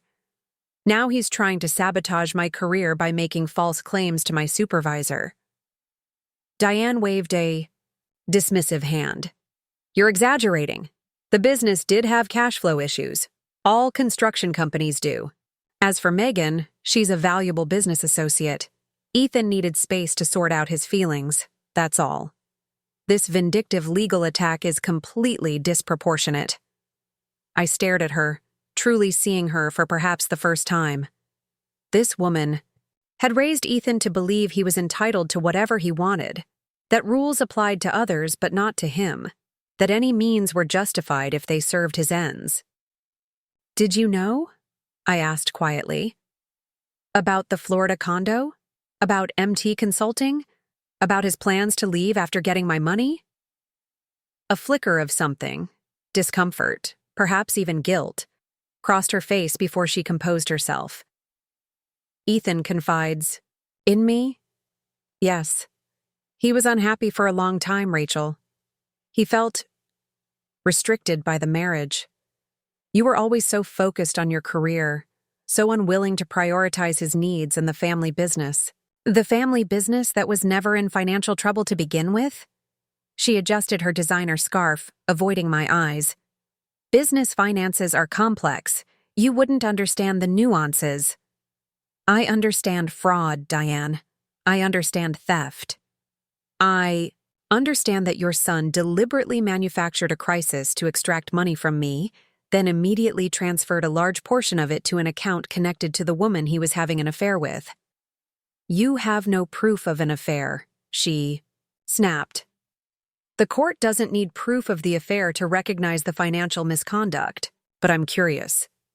Did you approve of him targeting my savings specifically? Was that your idea or his? Her expression hardened. I don't know what you're talking about. I think you do. I think you've always resented that I maintained some financial independence, that I had a career you couldn't control or dismiss, that I had options beyond being Ethan's supportive wife. Diane leaned forward, her voice dropping to a harsh whisper. Let me be very clear.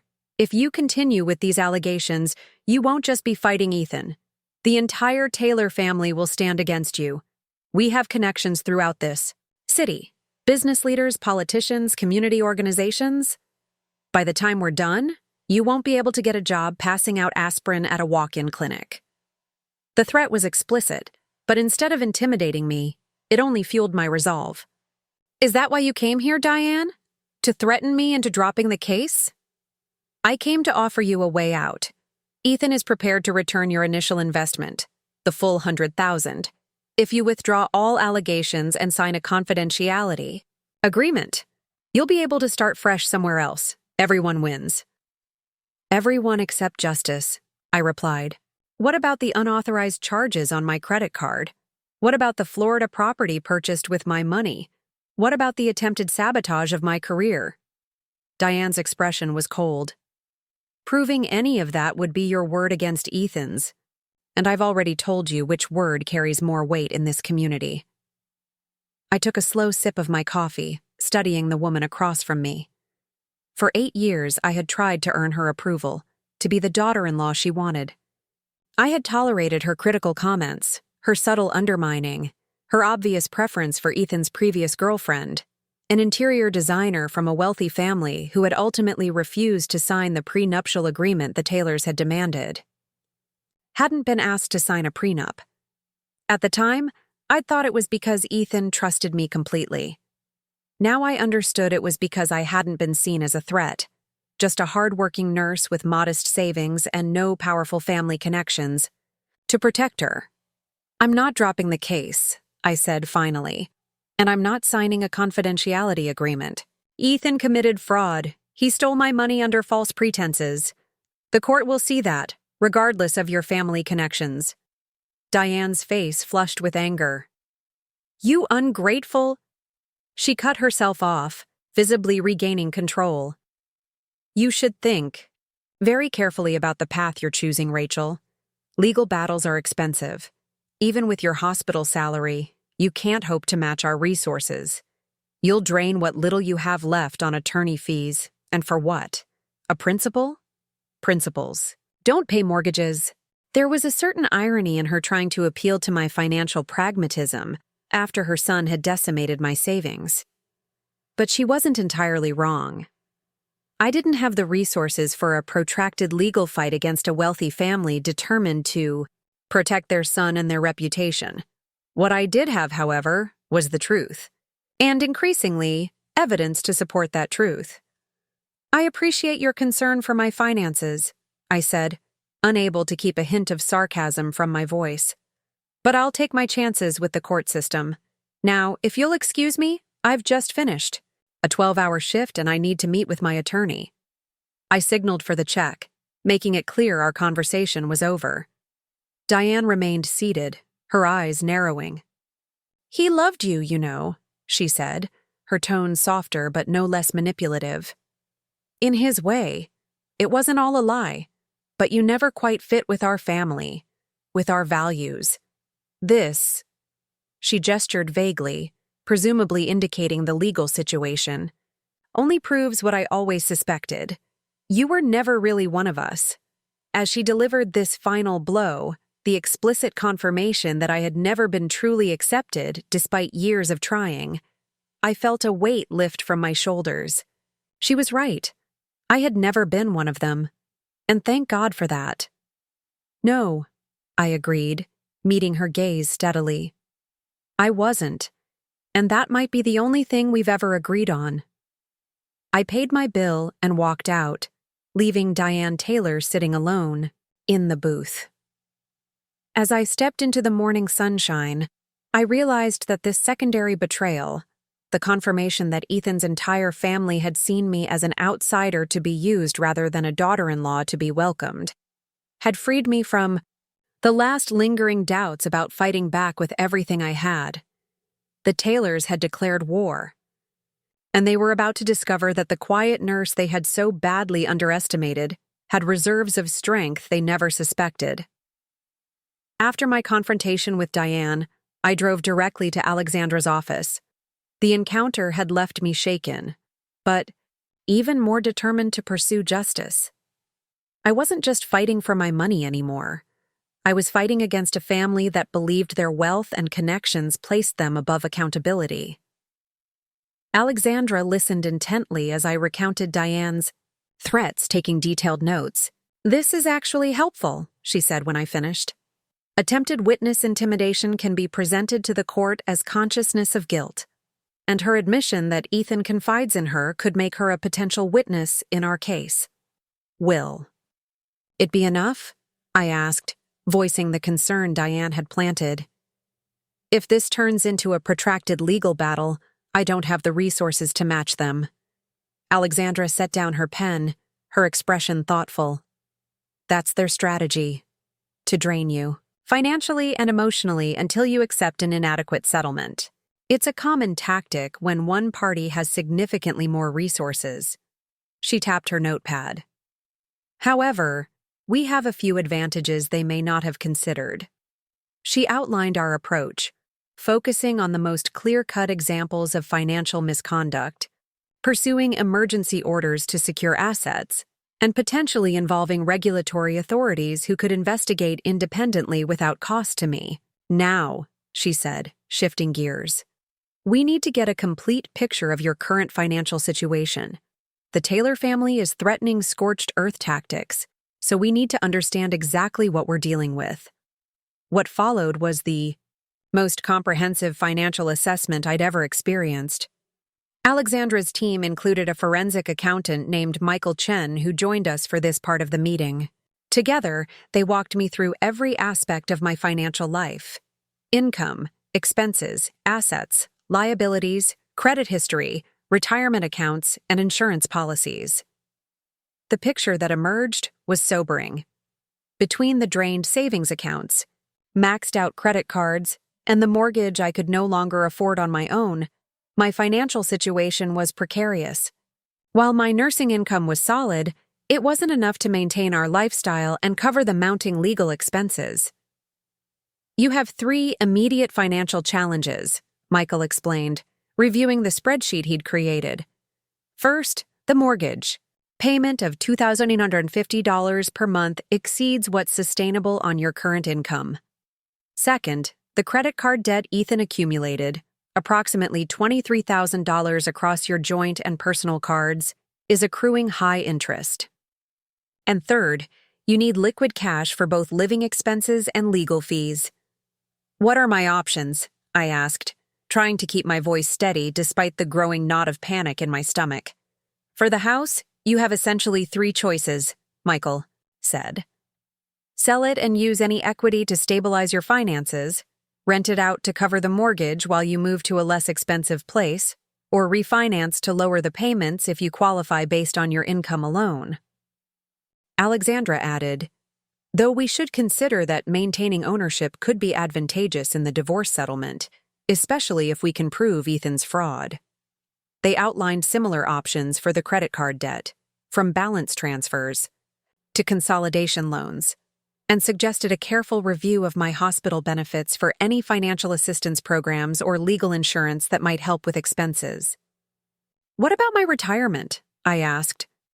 "I know I already withdrew most of it to give to Ethan, but there's still about $18,000 in my 403(b) from the first few years of my nursing career that I never touched." Michael frowned. "I strongly advise against any further retirement withdrawals. The penalties and taxes would be substantial, and protecting your remaining retirement assets should be a priority." As we continued reviewing my finances, a harsh reality became increasingly clear. Even before factoring in legal expenses, I was facing potential insolvency within 3 to 4 months, unless something changed dramatically. "There's one more thing we should discuss," Alexandra said, her tone gentler than before. "Ethan's attempt to interfere with your employment is concerning not just from a legal harassment perspective, but from a financial one as well. Your nursing income is now your primary financial lifeline. We should take proactive steps to protect it." She recommended documenting all interactions with hospital administration, creating a paper trail of my exemplary work history, and considering whether to inform the hospital's legal department about Ethan's false claims as a preventative measure. "Dr. Patterson has already offered the hospital's legal support," I said, remembering his kindness. "I should probably take him up on that." By the time we finished the financial assessment, it was past noon. My head was spinning with numbers, options, and the sheer magnitude of the challenge ahead. What had started as a fight to recover stolen funds had evolved into a battle for my basic financial survival. As if reading my thoughts, Alexandra said, "I know this feels overwhelming right now, Rachel. But remember, this is a moment in time, not your permanent reality. We have strong legal grounds, evidence of misconduct, and a clear path forward. You won't be in this financial position forever." I nodded, grateful for her confidence even as doubt crept in. But what if we lose? What if the Taylors' connections are as powerful as Diane claims? What if the legal process takes so long that I'm bankrupt before we ever get to a resolution? "Those are legitimate concerns," Alexandra acknowledged. "But consider this. Ethan and his family are already offering to return your initial investment.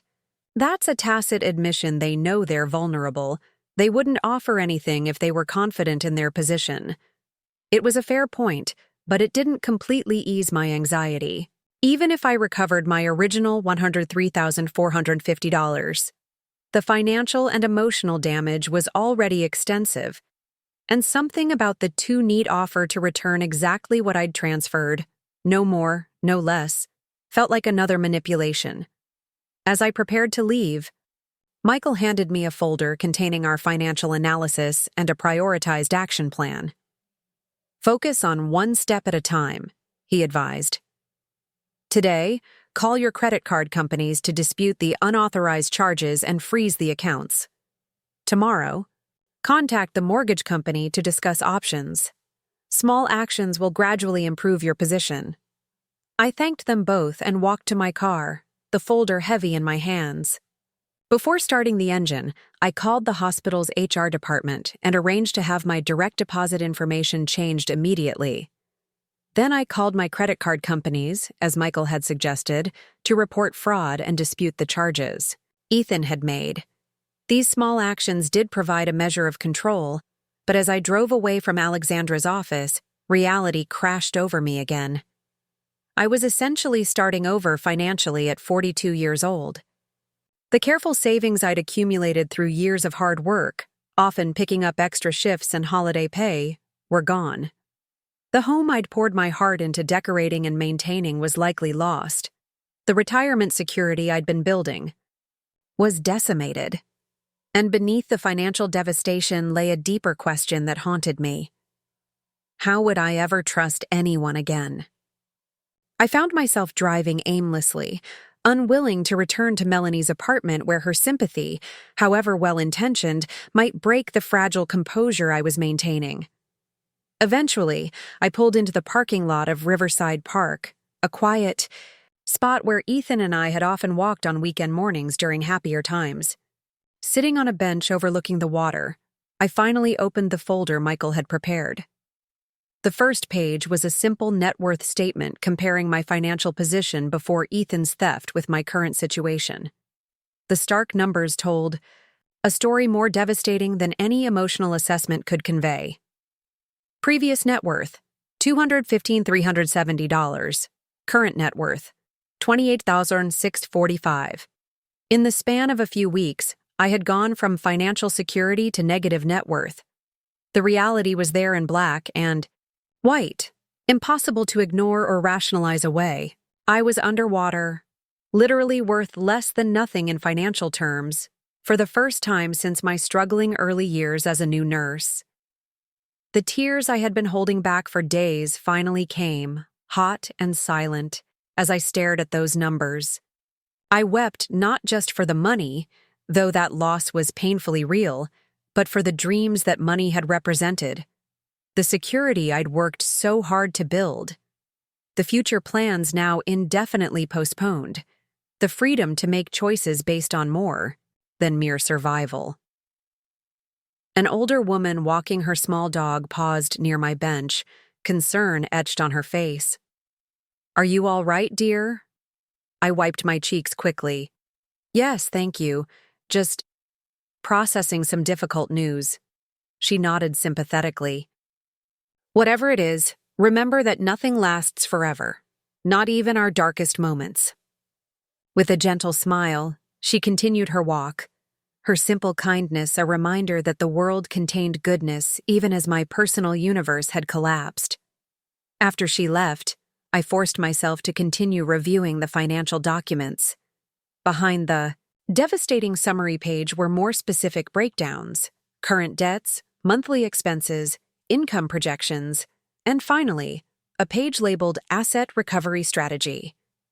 This outlined the legal approach to reclaiming my stolen funds, with potential timelines and probability assessments for different scenarios.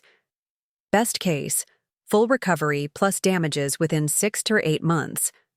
Moderate case, partial recovery, 50-75% within 8 to 12 months. Worst case, minimal recovery, original investment only, after extended litigation, 12 to 18 plus months. Even the best case scenario required surviving at least 6 months in my current financial state. The worst case meant potentially a year and a half of financial hardship, only to end up back where I'd started, minus the emotional and career damage Ethan had inflicted. I closed the folder, unable to absorb any more grim reality. For a moment, I allowed myself to consider Diane's offer, taking the $100,000 settlement, signing the confidentiality agreement, walking away from the fight. It would still leave me in a difficult position, but perhaps a slightly less desperate one. But accepting their offer meant allowing Ethan and his family to dictate the terms of my future, just as they had tried to control my past. It meant letting them define what justice looked like. It meant Ethan keeping the Florida property, MT Consulting, and all the other fruits of his fraud. It meant him winning. My phone buzzed with a text from Melanie. "Just heard from Patterson about what Ethan did. That snake. Entire nursing staff ready to testify to your competence. We've got your back." Her message was followed by another from Dr. Patterson. "Hospital legal counsel wants to meet tomorrow, RE. Ethan's false claims. They're prepared to send cease and desist letter. Let me know what time works." These reminders of support steadied me. While the Taylors had money and connections, I had something perhaps more valuable: people who knew my character and were willing to stand behind me. I looked out at the river, watching the current move steadily despite obstacles in its path. Like that water, I would find a way forward. It might require changing course, navigating around barriers, even occasionally going backward to find a new route, but eventually, I would reach my destination. The financial devastation Ethan had wreaked was real and profound. The road to recovery would be longer and harder than I had ever imagined. But sitting there, watching the flowing water catch the afternoon sunlight, I made a promise to myself. I would rebuild. Not just my bank accounts and credit score, but my sense of self-worth and agency. Ethan had taken my money. He had tried to steal my professional reputation. But he would not take my determination or my future. Those, at least, remained mine to reclaim. After the sobering financial assessment with Alexandra and Michael, I needed to take concrete action, something beyond disputing credit card charges and changing direct deposit information. I needed to reclaim some sense of control, starting with my own home. Though I'd been avoiding the house since Ethan's departure, practical necessities were piling up. I needed more clothes for work, important documents for the legal proceedings, and honestly, I needed to face the space that had been my sanctuary before it became another symbol of betrayal. Melanie offered to come with me. "You shouldn't have to do this alone," she insisted. "Plus, I'm excellent at organizing, and I can help you catalog any evidence we find." Her use of "we" didn't escape my notice, a small reminder that despite Ethan's best efforts to isolate me over the years, I wasn't truly alone. We arrived at the house on a quiet Tuesday afternoon. The familiar street with its neat row of maple trees looked exactly the same, yet everything had changed. My heart pounded as I inserted my key in the lock, unsure what I might find inside. Had Ethan returned? Had he taken things? Left things? The house was still and silent. Everything appeared untouched, the throw pillows on the couch arranged just as I'd left them, mail piled neatly on the entryway table, dishes drying in the rack beside the sink. It was as if the home itself existed in suspended animation, unaware that its foundations had crumbled. "Where should we start?" Melanie asked, her practical question pulling me from my thoughts. "I need work clothes and personal documents," I said. "But I also want to check Ethan's home office. Alexandra said any financial documents could be helpful for our case." We split up, Melanie helping to pack clothes and essentials from the master bedroom while I confronted Ethan's office, a room I'd rarely entered in recent years as his work had become increasingly confidential. The office was meticulously organized, reflecting Ethan's careful self-presentation. The large oak desk dominated the room, facing the window with its view of the backyard. Bookshelves lined one wall, filled with architectural references, business guides, and family photos carefully selected to convey success and harmony. I started with the desk drawers, not entirely sure what I was looking for. The top right drawer contained standard office supplies, pens, paper clips, stamps. The left held file folders labeled with current project names, including Lakewood Hotel. I set that one aside to examine more closely. The bottom drawer was locked. I stared at it, pulse quickening. In 8 years of marriage, I'd never known Ethan to lock anything. He'd always insisted we had no secrets, a claim that now rang hollow given recent revelations. "Melanie," I called. "Come look at this." She appeared in the doorway, arms full of clothes hangers. "What did you find?" "A locked drawer." "Ethan never locked anything." Her eyebrows rose. "Interesting. Do you know where he might keep a key?" I thought for a moment. "Check the kitchen junk drawer. There's a small wooden box with miscellaneous keys." While Melanie searched the kitchen, I examined the Lakewood Hotel file. Inside were standard project documents, preliminary budgets, timeline projections, subcontractor estimates. But something struck me as odd. The numbers didn't match what Ethan had told me. According to these documents, the Lakewood project had a substantial profit margin built in, with significant advance payments already received. There was no sign of the financial disaster Ethan had described. Melanie returned, a ring of small keys in hand. "Found these. Want to try them?" The third key fit. I turned it slowly, both eager and afraid to discover what Ethan had considered important enough to lock away. The drawer contained a single leather-bound ledger and a USB drive. "What is it?" Melanie asked, peering over my shoulder. "I'm not sure." I lifted the ledger, its weight substantial in my hands. Opening it revealed page after page of handwritten entries, dates, names, and numbers organized in columns. It took me a moment to understand what I was seeing. "These are payments," I said slowly. "But they don't match any of the official Taylor construction projects I know about." The entries dated back nearly 3 years. Some names I recognized as local business owners or property developers. Others were unfamiliar. The amounts varied widely, from a few $1,000s to six-figure sums. Why would he keep a separate ledger? Melanie wondered. Doesn't the company have accounting software? Yes. Taylor Construction uses specialized construction management software for all official bookkeeping. I turned to the most recent pages, where the entries had increased in both frequency and amount. These must be off-the-books transactions. A pattern began to emerge as I studied the ledger more carefully. Certain names appeared multiple times, always with payments going in 2 directions. Money coming in from the client, then a smaller amount going out to someone listed only by initials. LD, I read aloud, pointing to a recurring set of initials. JBMWKT. Who are these people? Melanie leaned closer. Look at this page. There's a note beside this entry. KT, permitting issue resolved. And here's another.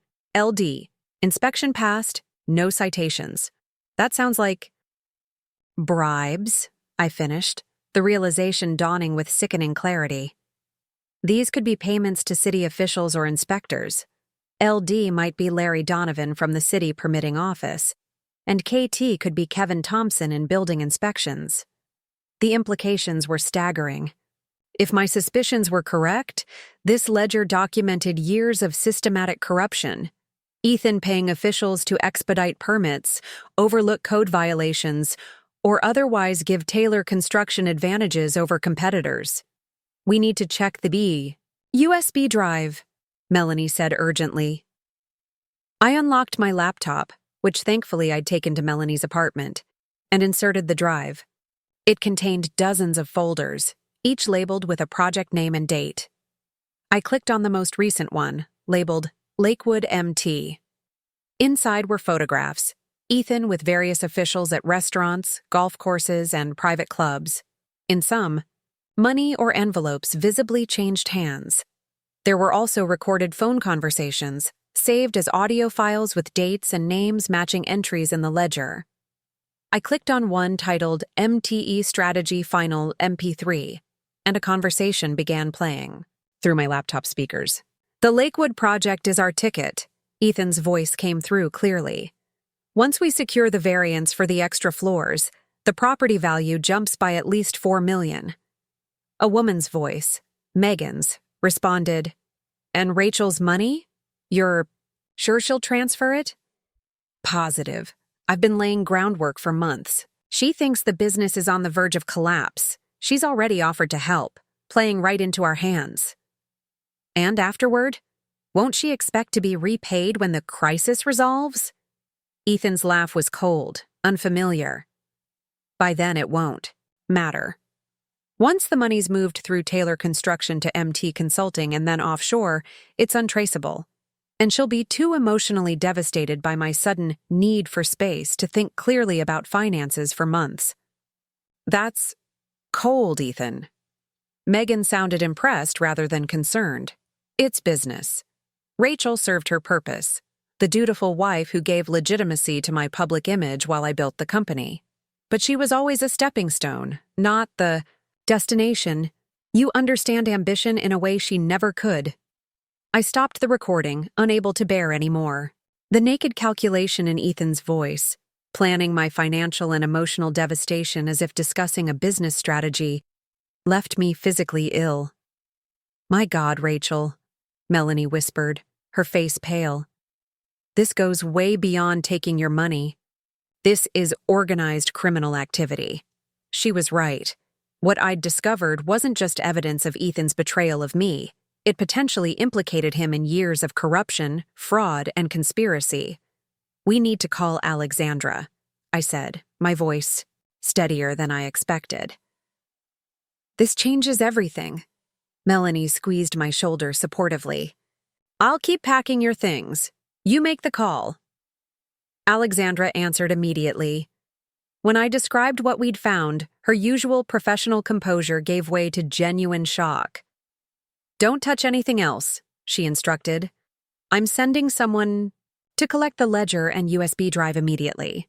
This evidence needs to be properly secured and authenticated. What does this mean for my case? I asked. It means several things, all potentially positive for you. Alexandra's voice had regained its authoritative tone. First, it establishes a clear pattern of deception that extends far beyond your personal situation. Second, it provides context for why Ethan needed your money, not because the business was failing, but because he was funneling funds to this corrupt enterprise. And third, it gives us significant leverage. Ethan's not just facing a difficult divorce now, he's facing potential criminal charges. He could go to prison, I said, the reality of it sinking in. That's a distinct possibility. But Rachel, I need to ask, are you prepared for what comes with this? Once we introduce this evidence, there's no going back. This could become a major criminal investigation involving city officials. The publicity will be significant. Are you ready for that? I looked around the office where Ethan had plotted not just my financial ruin, but years of corrupt business practices. I thought about his cold voice on the recording, discussing me as a stepping stone. I thought about Diane's threats and the family's attempts to intimidate me into silence. Yes, I said firmly, I'm ready. They didn't just steal my money, they broke trust with the entire community. If this has been happening for years, how many building codes were violated? How many safety regulations ignored? This is bigger than my divorce now. Alexandra was silent for a moment. I'll have my investigator there within the hour. In the meantime, gather anything you absolutely need from the house. Once this evidence is formally documented, Ethan will be notified of its discovery as part of legal proceedings. We don't know how he'll react, but it's better if you're not regularly at the house. After ending the call, I sat in Ethan's office chair, trying to process the magnitude of what we'd discovered. The betrayal had metastasized, from personal to public, from financial to potentially criminal. The man I'd married wasn't just a liar who had targeted my savings. He was potentially a criminal who had been corrupting city officials and compromising public safety for years. Melanie reappeared in the doorway. I've packed your clothes, toiletries, and personal items. Is there anything else you need before we go? I glanced around the office one last time, my eyes landing on a framed photo on the bookshelf. It showed Ethan and me on our honeymoon, smiling on a Caribbean beach, his arm around my waist, my head on his shoulder. We looked blissfully happy, untroubled, in love. Had any of it been real? Or had I been a convenient prop in Ethan's carefully constructed facade from the very beginning? No, I said, turning away from the photo. I have everything I need.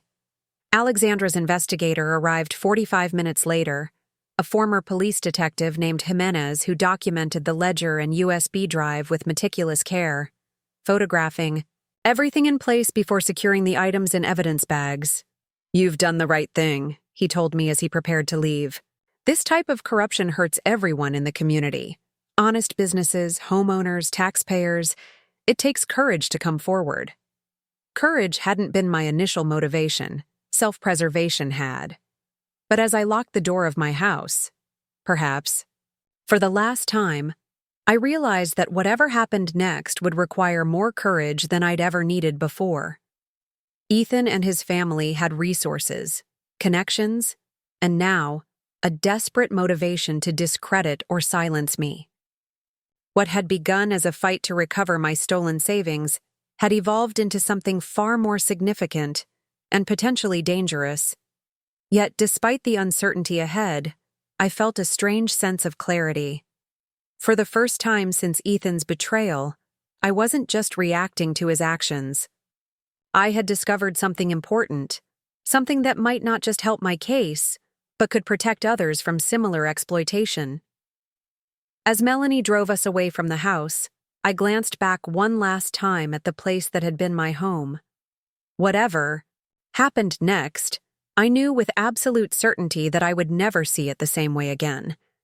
The discovery of Ethan's ledger and the USB drive set in motion a chain of events that unfolded with dizzying speed. Alexandra's office became command central for a rapidly expanding investigation that now extended far beyond my divorce case. 3 days after finding the evidence, I sat in a conference room at the district attorney's office, surrounded by serious-faced officials from multiple agencies. Besides Alexandra, the room contained Assistant District Attorney Veronica Patel, 2 FBI agents specializing in public corruption, and Detective Jimenez, who was representing the local police department's financial crimes unit. "Let's be clear about what we're looking at," Ada Patel said, tapping the copy of Ethan's ledger that lay open on the table. "Based on our preliminary analysis, this documents approximately 3 years of systematic bribes to city officials, fraudulent building permits, and inspection report falsifications." One of the FBI agents, Agent Michaels, a trim woman with prematurely gray hair and penetrating eyes, nodded. "The audio recordings are particularly damning. We've already identified voices of at least 3 city employees accepting payments in exchange for official actions. And the connection to your stolen inheritance is clear," Alexandra added, looking at me. "The recent entries show transfers matching the timeline of your fund movement, with substantial amounts then going to MT Consulting, the company Mr. Taylor established with Ms. Trent, which purchased the Florida property."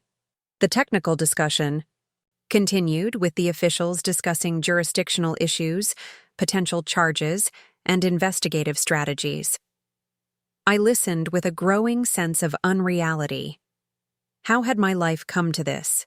Sitting in a district attorney's office, discussing my husband's potential criminal enterprise. "Mrs. Taylor," Agent Michaels said, drawing me back to the conversation, "we understand this situation is extraordinarily difficult for you personally, but your discovery has potentially uncovered corruption that affects public safety throughout the city. Every building permit improperly issued, every inspection falsified, represents potential risk to countless people." Detective Jimenez nodded gravely. "We've already begun reviewing recent Taylor construction projects for possible code violations. The West Side Apartments renovation from last year is particularly concerning. The building's electrical system may not meet safety requirements despite having passed inspection." The weight of this realization hit me hard. This wasn't just about money anymore. People could be living in potentially unsafe buildings because of Ethan's bribes and corruption. "What happens next?" I asked. ADA Patel folded her hands on the table. "With your permission, we'd like to use the evidence you discovered to obtain search warrants for both Taylor Construction's offices and the personal residences of the officials named in the ledger. We'll also be freezing additional accounts connected to your husband, Ms. Trent, and MT Consulting." "Will this affect my divorce case?" I couldn't help asking. Alexandra answered before the others could. "It will significantly strengthen our position regarding financial fraud. The criminal investigation and the divorce proceedings will move on parallel tracks, but evidence from one can certainly influence the other." "There's something else you should know," Agent Michaels added, her expression serious. "Once we execute these search warrants, this becomes public. Your husband and the others involved will know they're under investigation. Based on the recorded conversations you discovered, it's clear Mr. Taylor is willing to go to considerable lengths to protect himself. You should be prepared for potential retaliation." Detective Jimenez nodded. "We can arrange protective surveillance if needed. At minimum, you should consider staying somewhere other than your friend's apartment for a while, somewhere your husband wouldn't think to look." It was surreal to hear law enforcement officials discussing the need to protect me from Ethan, the man who had held me when my brother had his car accident 3 years ago, who had remembered every anniversary with thoughtful gifts, who had planned our retirement dreams during long evening conversations on the back porch, or at least, the man I had thought was doing those things. Now I wondered if each tender moment had been calculated, each kindness a tactical move in a longer game. "I want to proceed," I said firmly. Use the evidence however you need to, and I'll make arrangements to stay somewhere else. The meeting concluded with logistics and next steps. I would need to provide a formal statement, review potential evidence as it was discovered, and possibly testify before a grand jury. The officials filed out one by one, until only Alexandra and I remained. In the conference room, "Are you all right?" she asked, the professional veneer slipping slightly to reveal genuine concern. "I don't know," I admitted. "I keep thinking about all those buildings, apartments, offices, stores, with potentially faulty wiring or structural issues. People who have no idea they might be at risk because Ethan bribed inspectors to look the other way." Alexandra nodded, understanding immediately that my concern had shifted beyond my personal situation. "That's why this investigation is so important, and why your discovery matters so much." "I just can't reconcile it," I said, voicing the thought that had haunted me since finding the ledger. How could I have lived with someone for 8 years and never suspected this? What does that say about me, about my judgment? "It says nothing about you and everything about Ethan," Alexandra replied firmly. "Skilled manipulators are experts at compartmentalizing their lives. They show their victims only what they want them to see." Victims. The word landed heavily. Is that what I was? A victim of Ethan's manipulation? The label felt both accurate and somehow diminishing. "What should I do now?" I asked, gathering my things to leave. "Take Detective Jimenez's advice seriously. Find somewhere safe to stay, preferably with someone Ethan doesn't know, and prepare yourself for the public fallout. Once the warrants are executed tomorrow, this will likely become major news." I left the district attorney's office feeling oddly detached, as if watching my life unfold from a distance. The bright spring afternoon seemed incongruous with the darkness I'd just been discussing. People moved along the sidewalks, going about their normal lives, unaware that mine had been permanently altered. I called my brother Jason in Seattle that evening, finally ready to tell him everything. We hadn't spoken since a brief check-in. Called 2 weeks earlier, before Ethan's betrayal had fully unfolded. I'd been avoiding the conversation, partly from shame and partly from not wanting to worry him when he was dealing with his own family responsibilities. Jason listened in stunned silence as I outlined the events of the past month. Ethan's fabricated business crisis, my emptied savings, his disappearance with Megan, the discovery of the ledger and recordings, and now the multi-agency criminal investigation. "I'm catching the next flight to Boston," he said immediately. "Jason, you don't have to—" "Rachel." His voice was firm. "My big sister has been there for me through everything, from Mom and Dad's accident to college to my wedding. There is no universe where I'm not getting on a plane right now." I felt tears well up, not from sadness this time, but from profound relief. Jason had always been my most steadfast supporter, the one person whose loyalty I never questioned. In the chaos of Ethan's betrayal, I had somehow forgotten that not everyone in my life was capable of such calculation and deception. "Thank you," I whispered. "Stay somewhere safe tonight," he instructed. "Text me the address when you're settled. I'll be there by morning." After hanging up, I considered my options. Melanie's apartment was out. Ethan knew her and would likely look there first if he was desperate enough. The same applied to other friends from the hospital. I needed somewhere completely disconnected from my usual life. Then I remembered Eleanor Russo, the night charge nurse who had recently mentioned having a vacant in-law apartment attached to her house. She was relatively new to the hospital and lived in a suburb I'd rarely visited. I'd spoken with her often during shift changes, finding her warm and trustworthy, but we hadn't socialized outside work. Ethan had never met her. I called Eleanor, explaining that I needed temporary accommodation due to a difficult divorce situation. She didn't hesitate. "The apartment is yours for as long as you need it. It has a separate entrance and its own security system. You can move in tonight." By 9 p.m., I was settled in Eleanor's cozy in-law apartment with the few belongings I'd taken from my house. The space was small but comfortable, a studio setup with a kitchenette, modest living area, and a surprisingly large bathroom. Most importantly, it was in a quiet neighborhood with limited street parking and excellent visibility.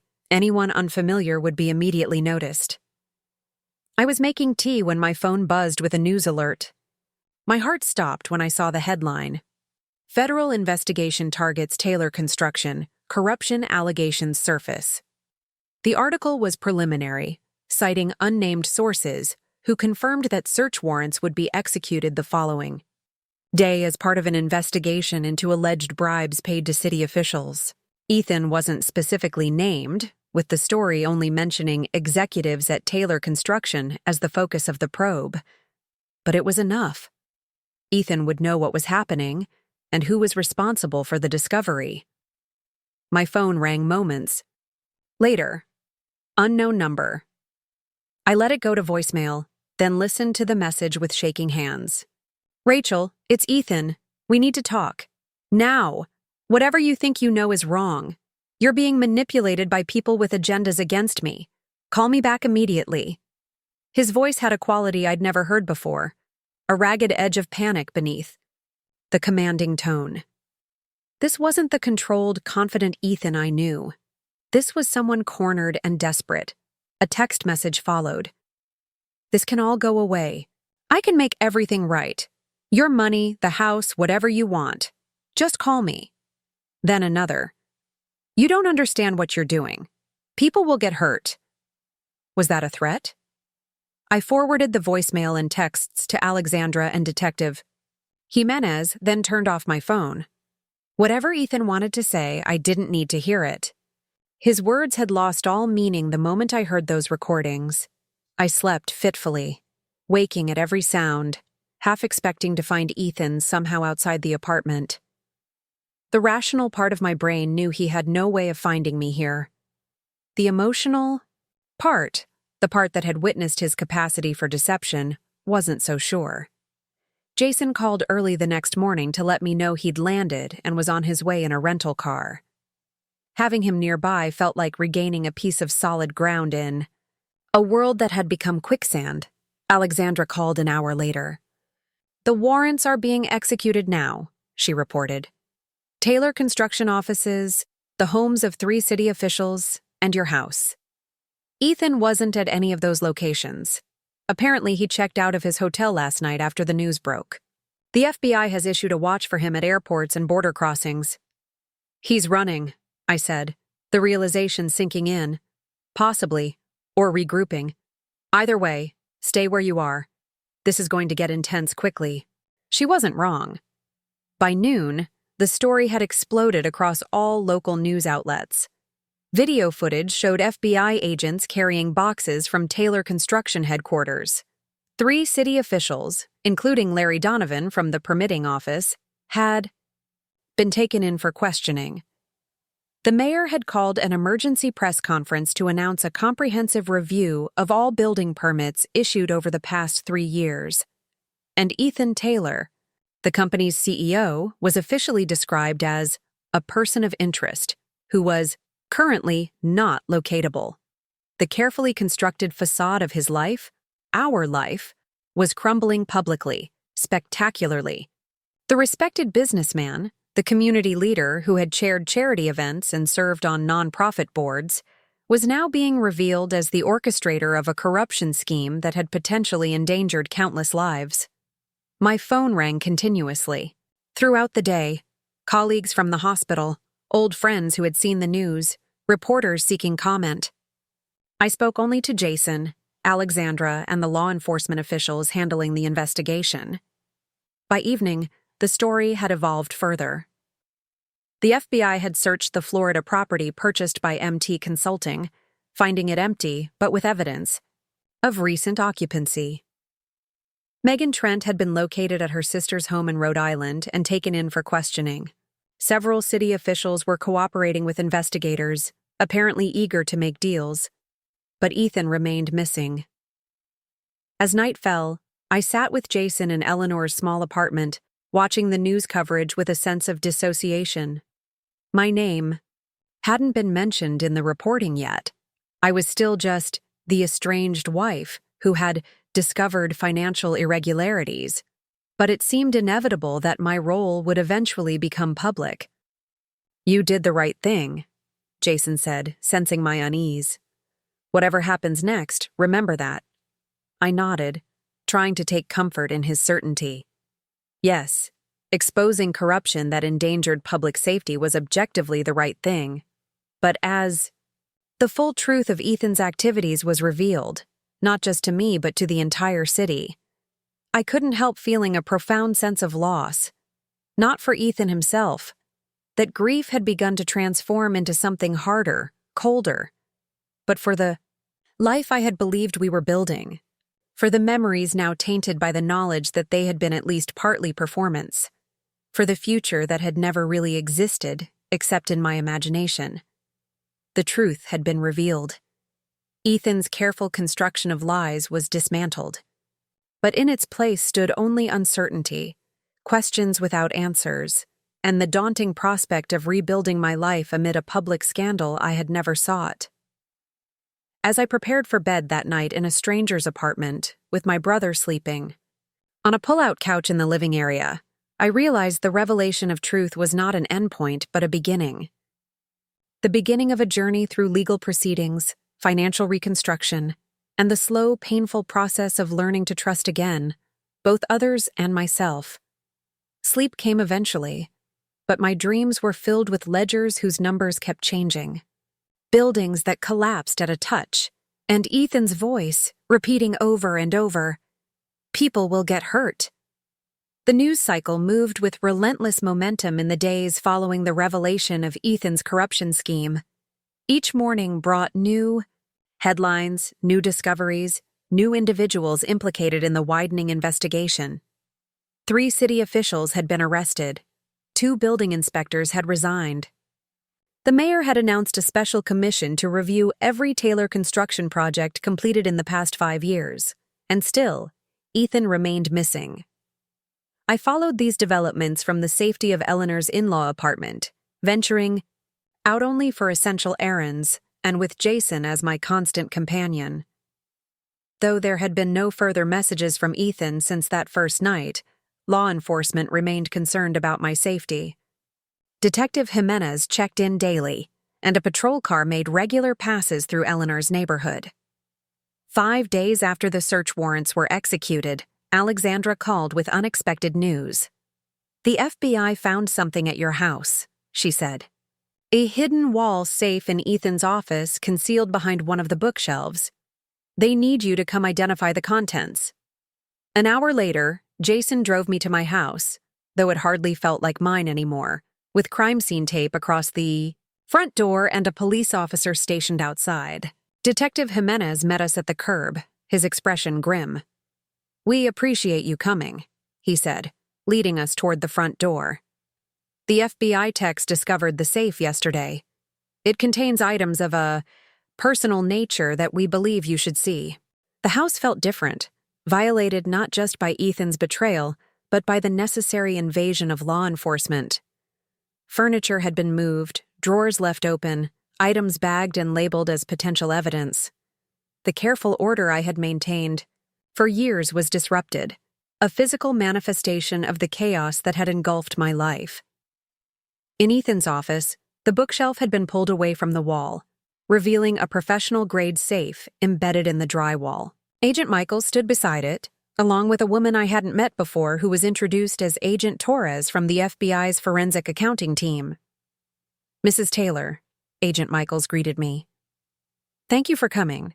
We've documented everything in the safe, but we wanted you present when we review these particular items." She indicated a file box on Ethan's desk.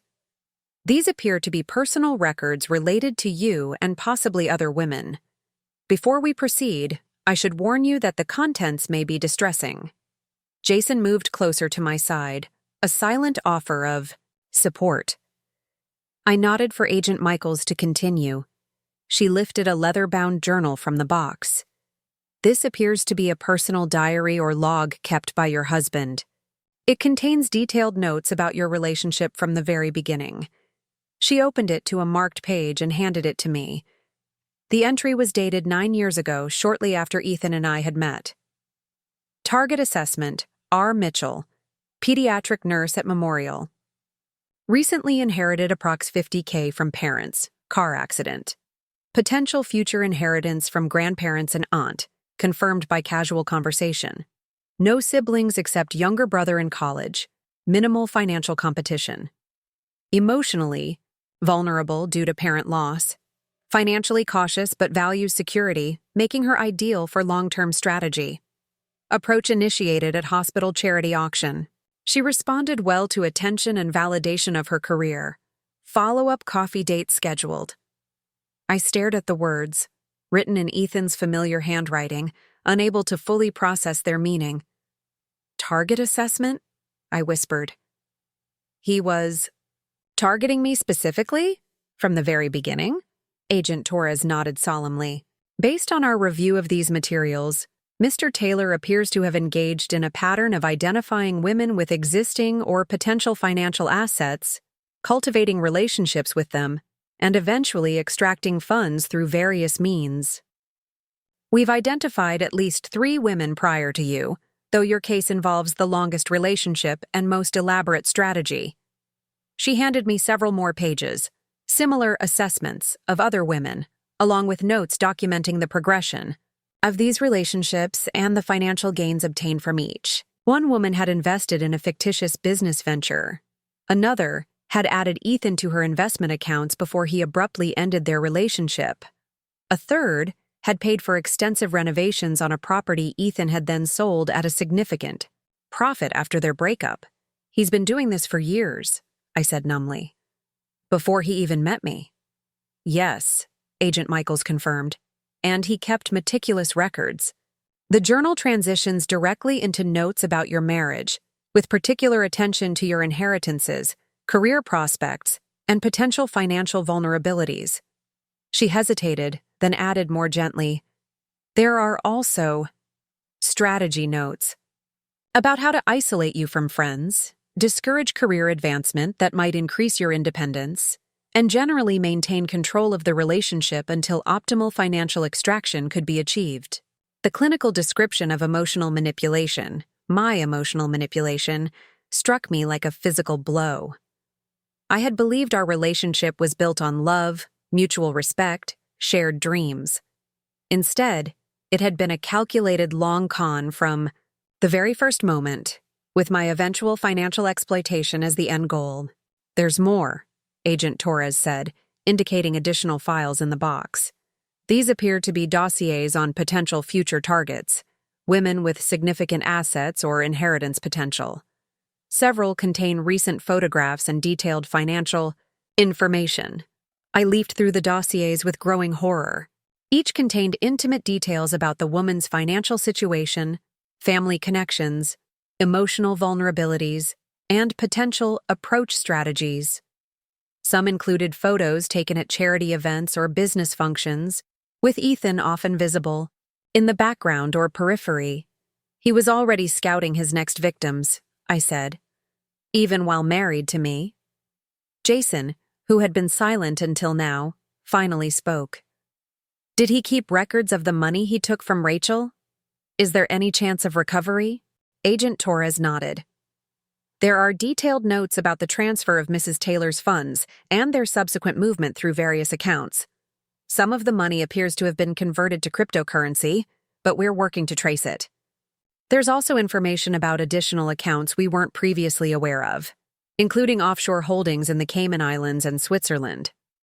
I handed the journal back to Agent Michaels, suddenly unable to bear touching something so toxic. Can I have a moment alone, please? The agents exchanged glances, then nodded. We'll be right outside, Detective Jimenez assured me. Take whatever time you need. After they filed out, Jason asked, Do you want me to go too? I shook my head. No. Stay, please. In the quiet of Ethan's office, the room where he had plotted not just financial fraud but the emotional manipulation of multiple women, including me, I felt something shift inside. The last lingering doubts about whether there had been any genuine love in our relationship dissolved completely. The last flickers of confusion about whether I had somehow misunderstood or overreacted to his actions extinguished. Ethan hadn't just stolen my money. He had deliberately targeted me from our first meeting, assessed my financial potential and emotional vulnerabilities, and executed a years-long strategy to position himself to exploit me maximally. Our entire relationship, from charming first date to proposal to marriage to his sudden departure, had been orchestrated with cold precision. The understanding hit me with crushing finality. There had never been an us in Ethan's mind. There had only ever been his objectives and my unwitting role in fulfilling them. I sank into his desk chair, the weight of this revelation threatening to overwhelm me.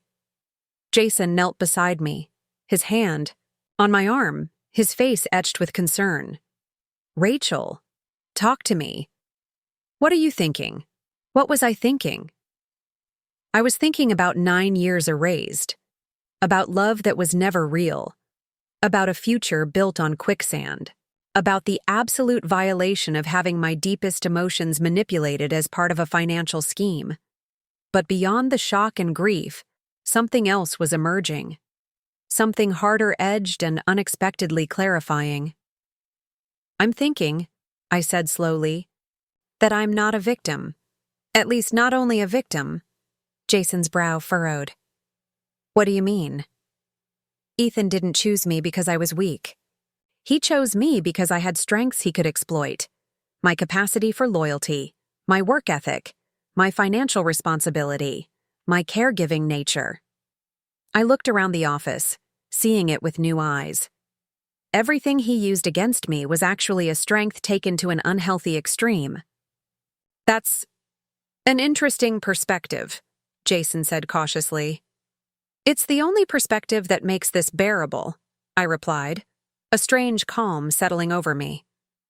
"If I was just a foolish woman who was easily duped, what does that say about my future? But if I was targeted precisely because of attributes that are fundamentally positive, just exploited and distorted, that's something I can work with." I stood up, feeling steadier than I had in weeks. "I need to see the rest, all of it. Every record, every note, every detail of how he operated." "Are you sure? It might be painful?" "Yes, but necessary." I moved toward the door. I spent 9 years being manipulated without my knowledge or consent. I won't spend another day in the dark about any of it. Agent Michaels seemed surprised by my request, but agreed to review the remaining materials with me. For the next 2 hours, I methodically examined Ethan's records, the documentation of his calculated seduction, the notes on which emotional triggers produced the desired responses, the tracking of my financial assets, the evaluation of when would be optimal to extract funds, and the exit strategy that had always been part of the plan. Far from crushing me further, each new revelation strengthened my resolve. Understanding the mechanics of how I had been manipulated gave me back a measure of power. The patterns became clear, the strategies transparent, the psychological hooks visible. "There's one more thing you should know," Agent Torres said as we concluded the review. "Based on financial records in these notes, we believe Mr. Taylor may have already identified his next target before leaving you, a recently widowed woman with significant insurance proceeds and property assets. Her name appears in several recent entries, with notations about approach initiated and building rapport." "Candace Winters," I said, recognizing the name from the dossiers. "He mentioned meeting her at a business function about 2 months ago. Said she was interested in possibly hiring Taylor Construction for renovations on a commercial property she inherited." Agent Michaels nodded grimly.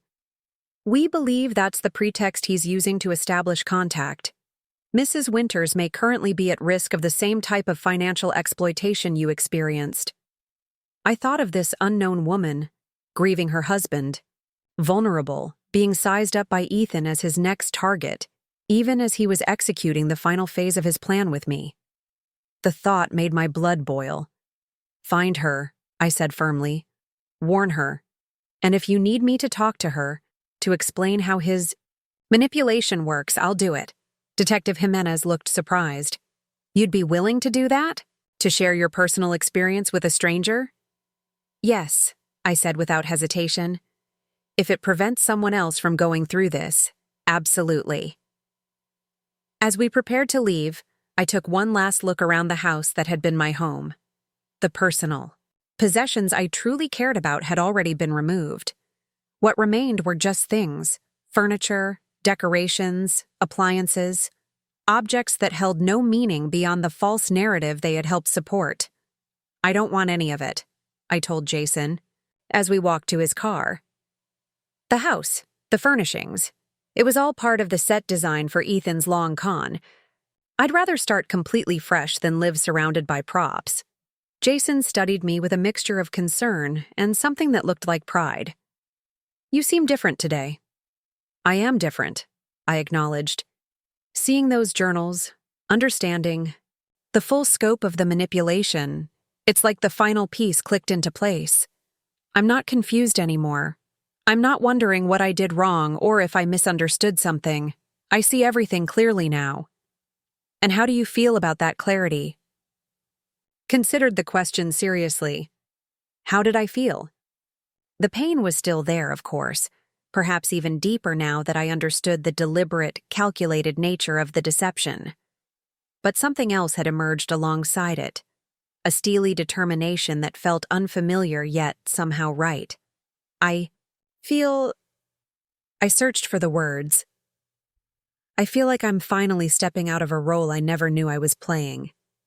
Like I'm becoming myself again, or maybe becoming myself for the first time in 9 years. That evening, back at Eleanor's apartment, I sat on the small patio watching the sunset.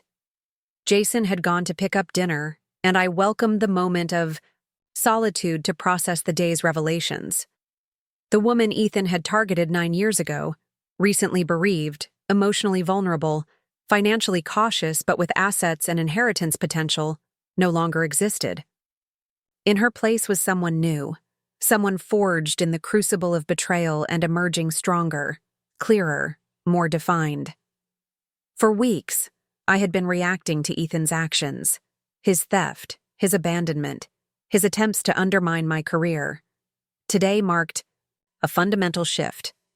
I was no longer merely responding to what had been done to me. I was reclaiming agency, charting my own course forward. I took out my phone and composed an email to Alexandra. After today's revelations, I've made some decisions. I want to proceed with selling the house immediately. Whatever equity remains should go toward my legal fees and rebuilding my financial foundation. I'm also ready to speak publicly about my experience if it will help the investigation or protect potential future victims. And I'd like to explore whether my nursing background might be valuable to the Special Commission reviewing Taylor construction projects for safety violations. This isn't just about recovering my money anymore. It's about ensuring that Ethan and his enablers are fully held accountable for the harm they've caused, to me and to the community. As I hit send, I felt the psychological chains of victimhood begin to loosen. The road ahead would still be difficult, with legal proceedings, financial challenges, and emotional healing all requiring time and effort. But for the first time since Ethan's betrayal, I was moving forward rather than being dragged along by circumstances. I had been targeted, manipulated, and exploited by a skilled predator who had spent years perfecting his methods. That was the truth I now had to live with. But I could choose what happened next. I could transform this devastating experience into something meaningful, not just for my own healing, but for others who might be vulnerable to similar exploitation. As the sun dipped below the horizon, painting the sky in shades of orange and purple, I felt a sense of purpose I hadn't experienced in years. Ethan had taken my money, my trust, and 9 years of my life. But he had inadvertently given me something too. The opportunity to discover a strength and resilience I might never have known otherwise. I hope you're still with me on this journey. If my story has resonated with you, please hit that subscribe button and turn on notifications. I've been overwhelmed by the supportive comments from so many of you who have shared similar experiences or offered words of encouragement. Your support means everything during this challenging time. Next week, I'll be sharing a special video about financial recovery after betrayal. Practical steps I've learned that might help others who find themselves suddenly starting over. Make sure you're subscribed so you don't miss it. Now, let me tell you how this story ends. 3 weeks after discovering Ethan's journals and the full extent of his predatory pattern, I sat in Alexandra's office reviewing the final settlement agreement for my divorce. The legal proceedings had accelerated dramatically once the criminal investigation began, with Ethan's attorneys suddenly eager to resolve the divorce as cleanly and quietly as possible.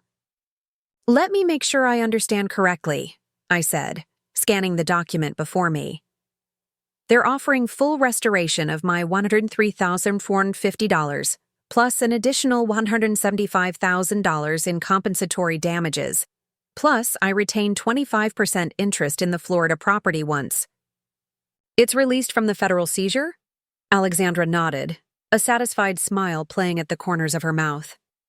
"Plus your legal fees covered in full, and full indemnification against any claims related to Taylor Construction's activities. It's a remarkably generous offer, considering they initially tried to paint you as a vindictive ex-wife making false allegations." "What's the catch?" I asked, having learned the hard way to look for hidden angles. "The only condition is a mutual non-disparagement clause. You wouldn't be prohibited from cooperating with law enforcement or testifying in criminal proceedings, but you would agree not to speak about Ethan's personal conduct in public forums or to the media." I considered this carefully. They're trying to protect his reputation even now, after everything that's come out? "They're trying to protect what's left of it," Alexandra clarified. "The criminal charges related to corruption and bribery are proceeding regardless. But his family is desperate to keep the details of his personal methods out of the public eye. The journals, the targeting of vulnerable women, the psychological manipulation. I understood now.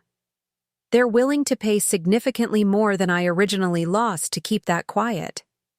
"Exactly. The Taylor family has been prominent in this community for generations. The business fraud is bad enough, but if the full details of Ethan's predatory pattern became public knowledge, their social standing would never recover." I thought about the woman from the dossiers, Candace Winters, who had been warned by the FBI about Ethan's intentions before he could implement his scheme with her. I thought about the other women mentioned in his journals, who had lost smaller amounts, but had still been deliberately targeted and exploited. And I thought about how many more potential victims might be spared if Ethan's methods were fully exposed. "I'm not sure I can agree to that condition," I said slowly. "Not if it means other women might remain vulnerable because they don't know what to watch for." Alexandra leaned forward, her expression serious but compassionate. "Rachel, I understand and respect that position. But consider this. The FBI has already identified and contacted the women mentioned in Ethan's records. The authorities are aware of his methods and are monitoring for similar patterns. And most importantly, Ethan himself is facing significant jail time for the corruption charges. He won't be in a position to target anyone else for quite some time." She paused, letting that sink in before continuing. "This settlement would allow you to rebuild your financial life immediately, rather than waiting for the outcome of a prolonged court battle with uncertain results. It's not about protecting Ethan, it's about securing your future." I looked down at the settlement offer again, seeing it in a new light. This wasn't about Ethan anymore. It wasn't about revenge or justice or even closure. It was about my life, my future, and the practical reality of starting over at 42. "I'll sign," I decided, "but I want one amendment. The non-disparagement clause should exclude private conversations with individuals who may be at risk. If the FBI